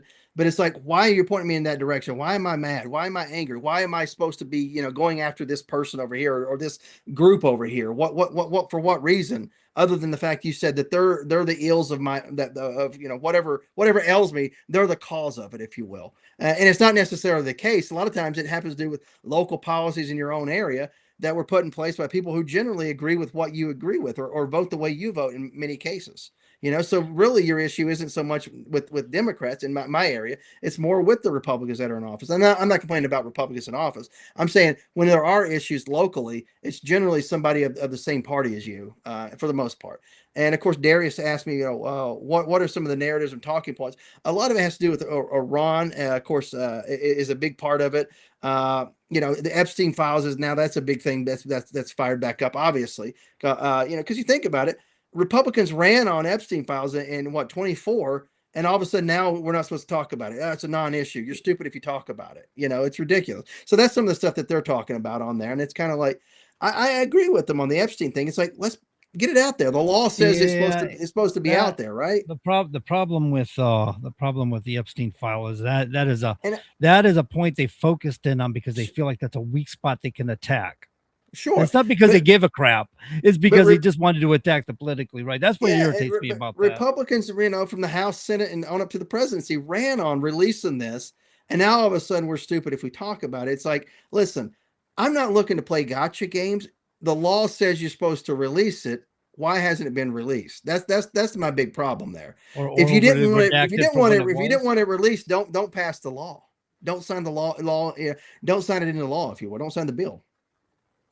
Well, John Bolton here made a statement that he feels like we're going to lose the House in the midterms, and he's not certain about the Senate. Do you think this may be why? Is because there's been too many of these issues where the Epstein files weren't released like they were supposed to be, even though Republicans passed it to be released.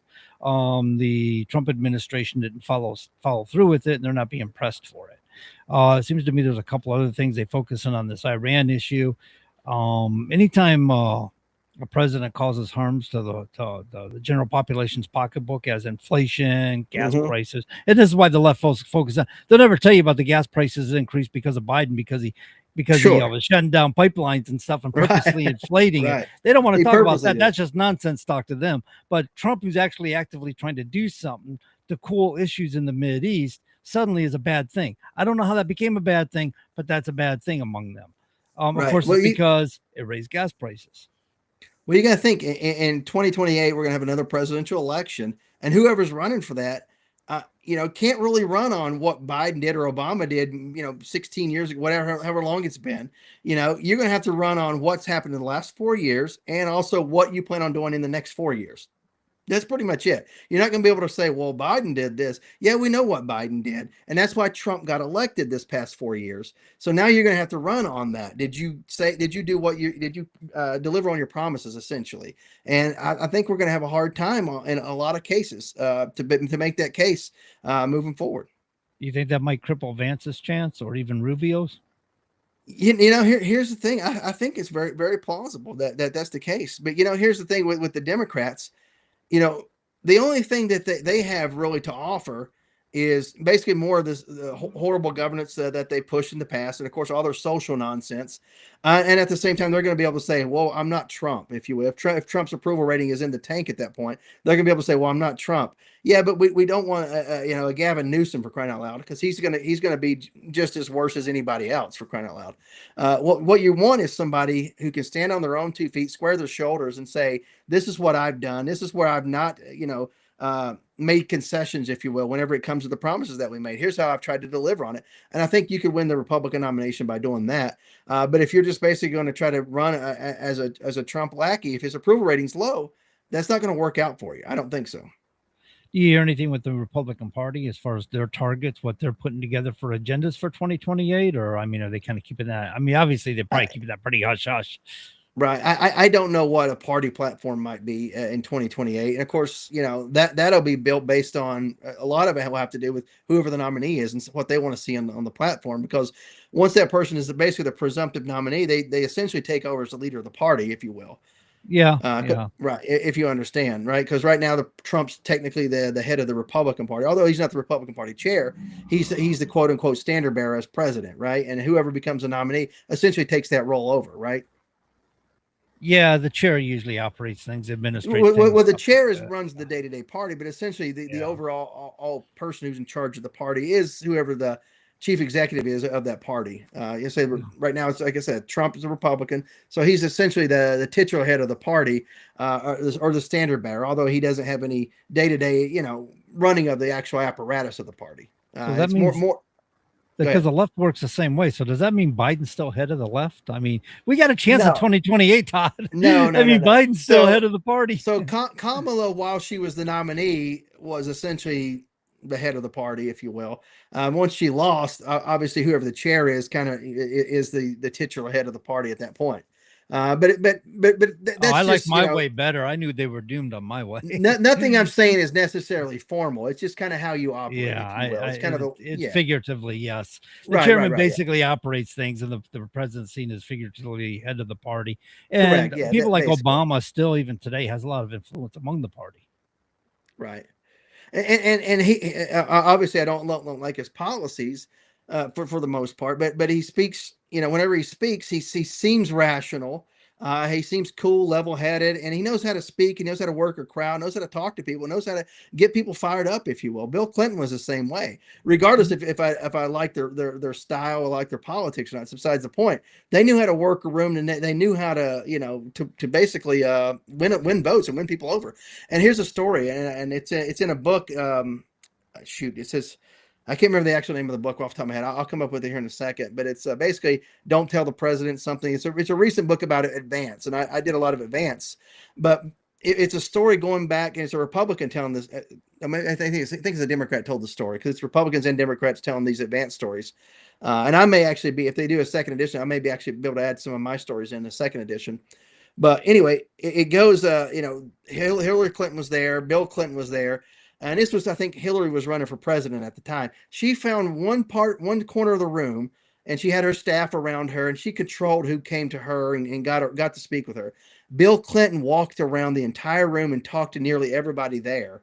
And he said that's the difference between a winning candidate and a losing candidate. And of course, and he said that to himself kind of in his mind. And after the fact, Hillary lost.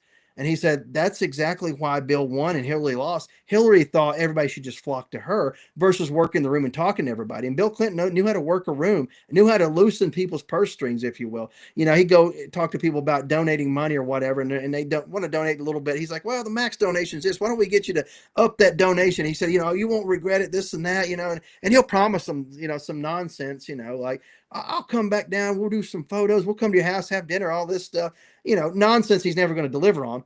But he knew how to work a room and talk to people and get them to max donate. Hillary Clinton didn't have that. No, Bill was the man. Bill was the man. Matter of fact, Family Guy had an episode. I don't know if you remember the episode. I can't say too much about it on there because of the way the content.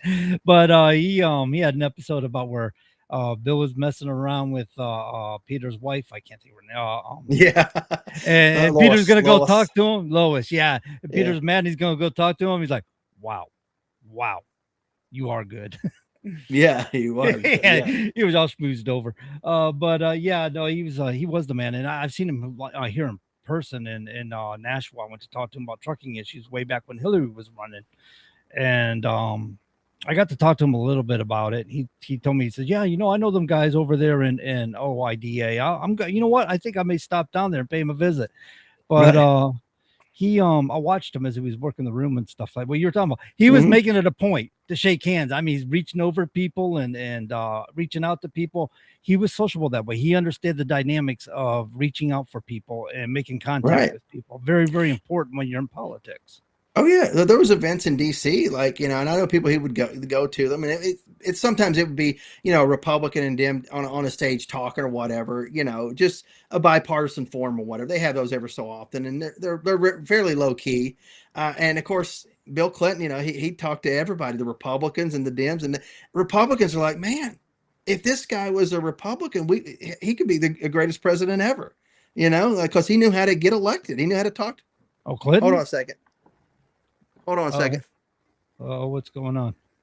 All right. Todd had to bug out for a second. I don't know if he had a phone call or what's happening here, but I'd imagine he'll be back in a minute. But yeah, we're sitting there talking about Bill Clinton and working a room there. And I think what Todd was saying is that he may have somebody was making a statement that he may have actually made a good Republican.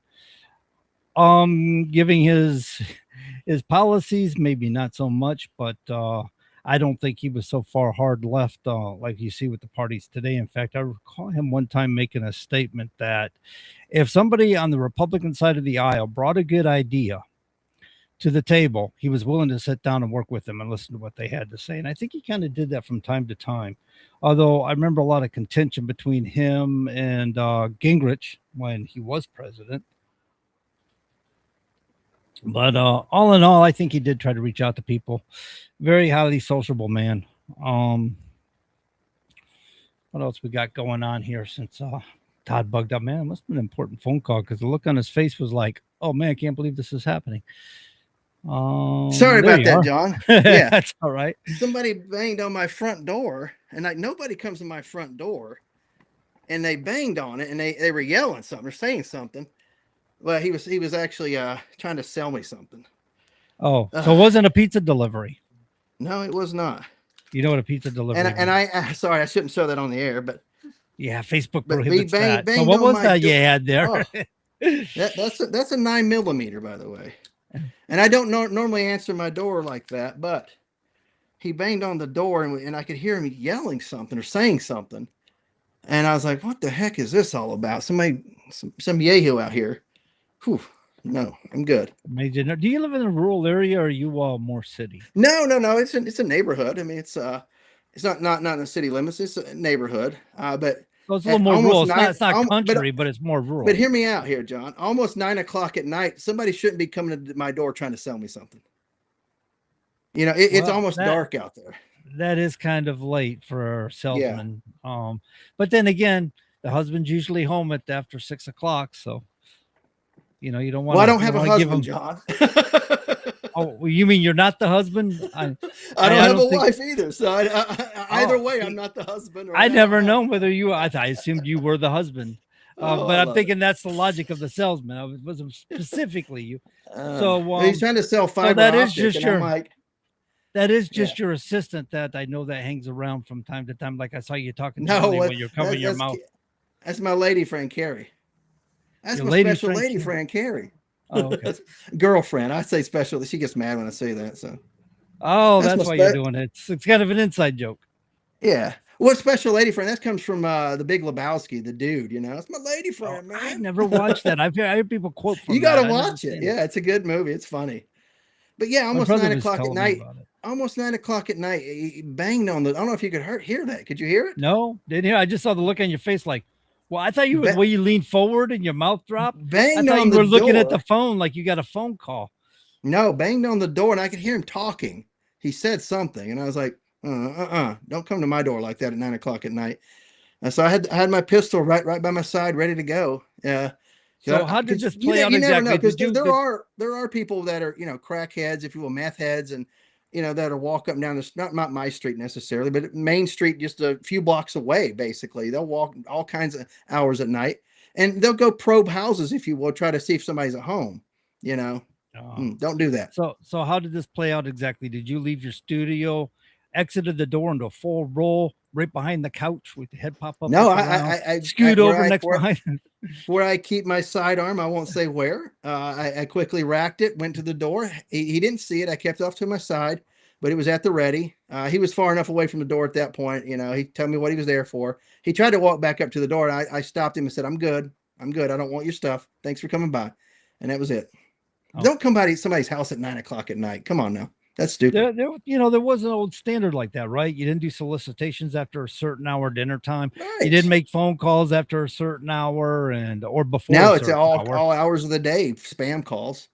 Oh God. Yeah. I get them on Sundays. I'm like, why am I getting spam calls? I was thinking that the other day, why am I erasing messages for spam call? I don't answer my phone unless I recognize the number. If you're not programmed in my phone, the chances are I won't answer it. You'll have to leave me a message. Providing I cleared out all the messages, not my messages, my message base. But yeah, so I'm just had enough. I've had enough of the spam. I've had enough of the garbage. So if I don't know you, I don't answer. Sorry. If you send me a text message saying my last 4 digits are this, I'm giving you a call, I'll probably answer then.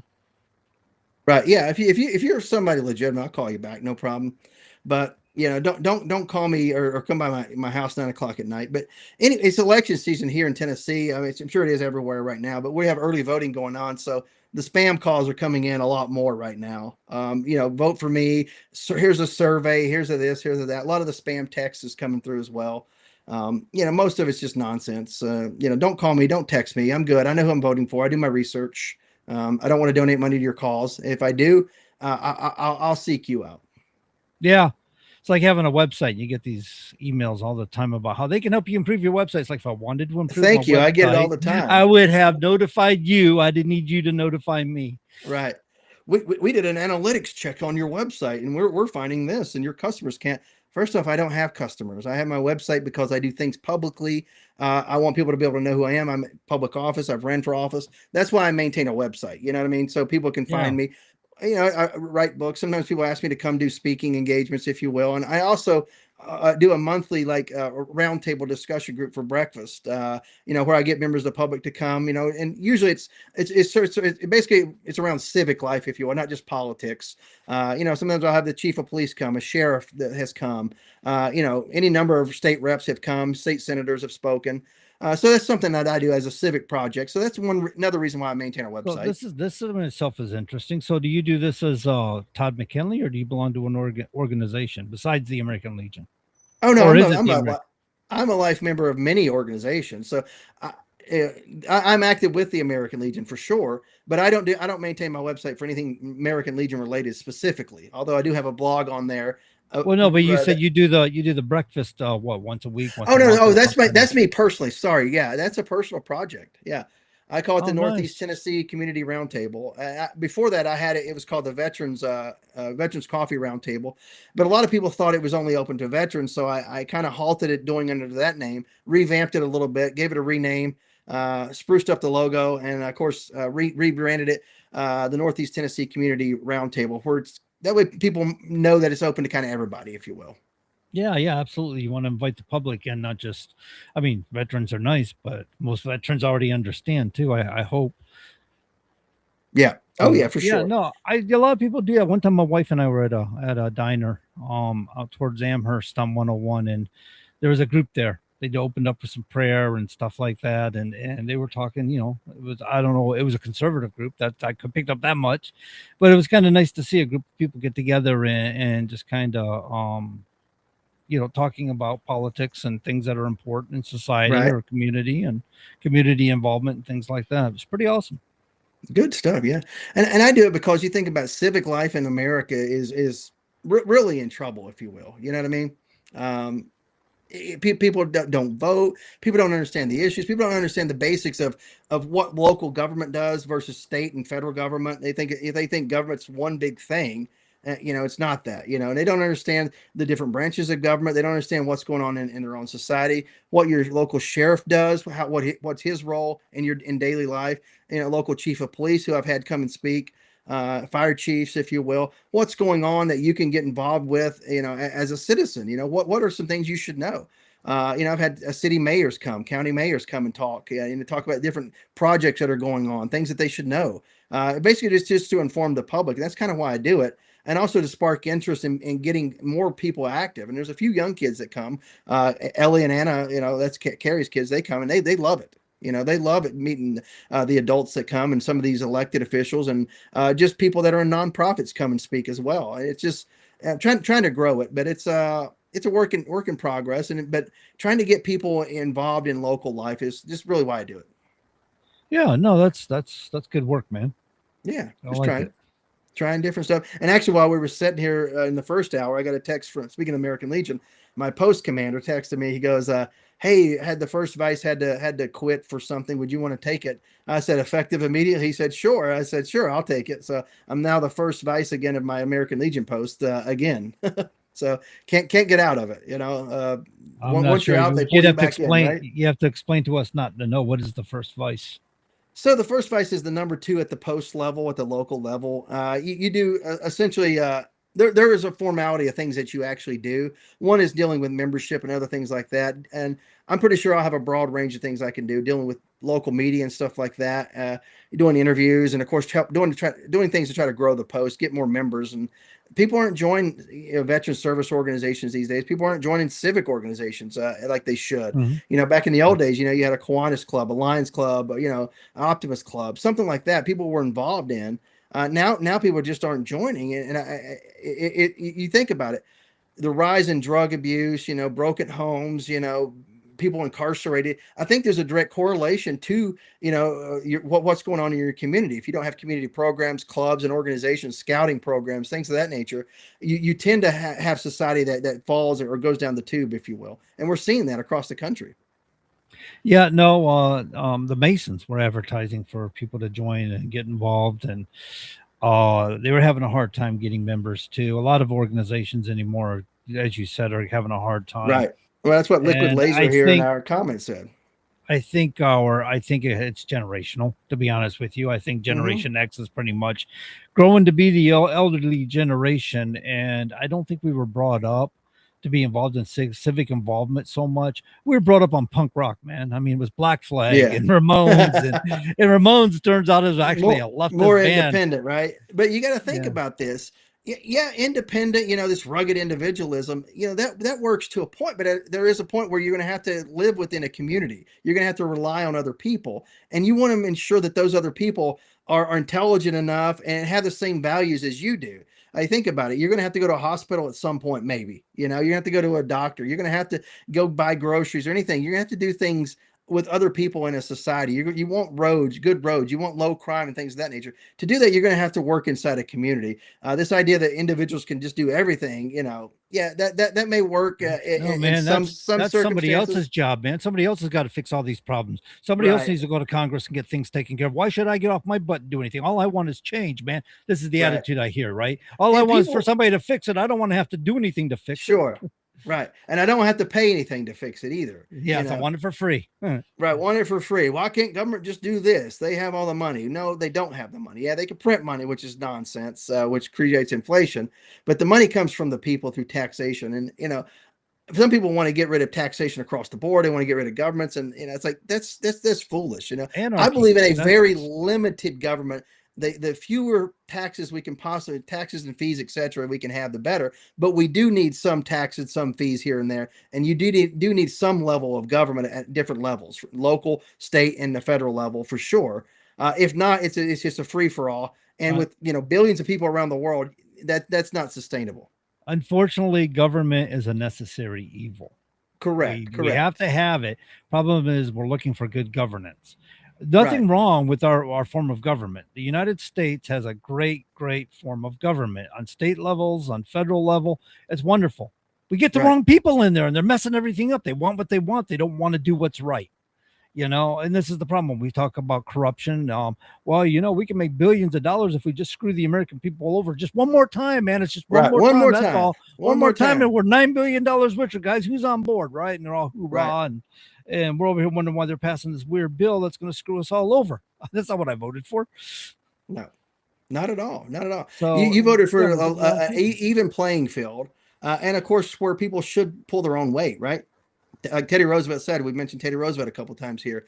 He said the first requisite of a citizen is that he will pull his own weight, basically, right? He also said that you need to be a man in the arena. Man in the arena, absolutely. Bully. That was a man in the arena speech. Yeah. And he had a good point. If you don't like what you got to get involved. If you're not going to get involved, well, you heard what Ben Franklin said. We've all heard it. You deserve the government you get. And if that means you got a dictatorship, a socialist dictatorship turning communist that's going to dictate your lives to you and repress you and rob you of all your wealth, then because you sat on your butt and did nothing about it, you deserve what you got. He was point blank about it. Right. For sure. You got it. Yep. So we got a few minutes here left, folks. We're listening to the Common Sense Conservatives right here on WSMN 1590 AM and 95.3 FM. We're live every Wednesday night from 7 to 9 Eastern. We help try to bring you back to reality. We are the Common Sense Conservatives. I'm Todd McKinley. I hold down my own home studio in Northeast Tennessee. Colonel Chris Wyatt, usually in Central PA. He's in South Africa, was with us in the first hour. Of course, John Grosvenor, as always, in the studio. And it's getting dark there now, John. I was going to say, in the studio and in the dark. I started using this camera because it was working well again. And I noticed when the daylight drops out behind me, then it gets dark in here and you can barely see me. I don't mind not being seen. In fact, I prefer it, but I know it might feel a little weird for you being all bright and stuff, and conspicuous. And you like the attention, do you? No, I can see you fine. It's fine. Nobody, we don't need to really see anybody's face. It's not like we're on television. We only we stream this as well, folks. So for the radio audience, we do stream this, and of course you can see our lovely faces if you want to. If not, it's all right with me too. I know somebody watches on their TV because I have to put it out there every Wednesday with my wife. So yeah, we are on a TV somewhere, but yeah, these things can be streamed. YouTube is definitely on Roku and Google, and if you got Roku and Google TVs, you can do it. I was looking for a comment here because somebody said this earlier. Ellen, I think, was it Ellen? Wow, I guess that comment got up there quite a ways. We get a lot of comments here. I like this. They made a statement about it'd be great if they could be sitting in a bar having a beer watching this on TV. Yeah, right. I don't know if anybody will watch this at a bar. I don't know if I'd watch it at a bar, for crying out loud. I'd be more focused on. What are you talking about? We're the Common Sense Conservatives. Of course, everybody wants to be in a bar having a beer and watching this. In fact, you know what? I'll grab a beer and drink one with you right here on the show. Only one. Well, technically we could, right? I don't Technically, know. there's nothing illegal about it. I'm not sure. About the 6-1 down or something. We might not be too coherent, but. But anyway, I also want to give a shout out to Billy Painter, who helps us, release this on other platforms as well, with especially as a podcast. Right, he does a heck of a job. Yeah, here's the comment. Alabala. You know what would be? Well, you know what would have been nice watching this at a bar, drinking a nice cold beer, but it should be on TV. There you go. I mean, you could take your cell phone to a bar, bro. Right, As long as he yeah. was talking about us. I mean, sometimes they're talking to each other, and maybe I'm misunderstanding. Right. We Maybe share he's it talking- throughout a number of social media platforms that are out there. Oh yeah, I shared on Facebook, mine as well. X, even Vaughn. I put it on Vaughn I don't even check to see if I ever have any views on Vaughn either. I just throw it on there. A lot of people are going, Vaughn, what's that? Man, yeah. Last week I had to change. I had to regain control of my X platform or Twitter, whatever you want to call it. I got a text message from somebody locally said, "Hey, I think your Twitter's been hijacked." You know, I said, "Oh, I wonder what they put out there." It took me a couple of days to get back in, and they put out a bunch of this, adult sites and then it was sicko stuff. Oh man, They got me pretty good. I had to delete all this stuff, and that's one of those things where I'm not on there. Like the past few years, I've really not even bothered with it occasionally, except for to share this show. And if you look at my repost are from Billy Painter. Basically, whenever he puts the show out, I just repost it. That's pretty much the only tweets that I've done over the past few years, really, for the most part. And then all of a sudden to see all that on there, I'm like, oh geez. So I had to delete all that, change my password, all this stuff. And then I went through and started deleting a lot of people that I follow, because some of them just either were bots or people that hadn't been active in years. You know what I mean? So I'm cutting down on who I'm following, and only if you're really posting stuff that I'm interested in, I'm going to keep following. But a lot of it's just nutty nonsense. That's what I don't like about the X platform is people will follow you with the anticipation you will follow back. And if you don't follow back, they get angry and come back and unfollow you. It's like, if you like the content, follow. If you don't like the content, don't follow. But don't send me a follow expecting me to follow you back simply because you wanted a follower. Right. And that platform, whenever I got on it, I think during my 18 campaign, 2000 for Congress, that's whenever I got on it. And, I was like, well, I need to be able to reach people. And of course, come to find out, there's so many people, that you're just not going to reach on there. It's kind of a dead platform in many respects, I think. But you're not going to reach enough to run a congressional race on there unless you're somebody that's a big name. I think they're all that way anymore. Grassroots campaign on social media, it's hard. Oh. You have to go door to door, and you have to get in front of people. Yeah, you have to do it the traditional way. Right. You can't rely on social media for sure. John, what's up for you the next week? We got about a couple minutes left, I believe. Oh, what's up for me next week? Well, work, man. I'm all about work these days. I'm trying to bust my butt and get stuff done while the weather's good. Working on the house, trying to work on cars. I never get to the cars, man. I'm always having to do too much on the house and keep a truck running because I want to drive the truck and make money with it. You had your truck was down for a while. Is everything good to go? Yeah, I would like to say yes on that one, but no, it needs head work on that one. So we had another truck that needed to be brought up. I did a lot of wrench turning on that truck. That one's a Freightliner, and I actually kind of like it, man. It's got a C15 cat in it, so it's got some romp, and it's got the 18-speed, and I love driving an 18-speed. You can't get my hand off that gear shifter, man. Just shifting that thing up and down the roads. It's fun to watching guys at the 18 speeds from a dead stop that just working those gears, man. So cool. It's so cool. It is kind of cool driving them trucks, man. You feel deprived when you get something like a 9-speed and automatic. Forget about it. Somebody was telling me, hey, I got a new job, John. You ought to come over and check it out. It's a good place to work. They put me in an automatic. I'm like, yeah, you keep it. I was at a truck stop one time. And I watched two guys argue. One guy was in an automatic. He's like, I'm a gear jammer. I got 18 gears out there. You're not a truck driver. He's like, because he drives an automatic. Oh God, one of our favorite terms for some years of those in trucking is man. You're nothing but a steering wheel holder. That's all you are. Yes. You don't know nothing about trucking steering wheel holder. Get away from me. That's like there's a real trucker here. I'm a real trucker. But that's kind of true, man. Those old timers, man, back in the day, they used to handle that steering wheel for crying out loud.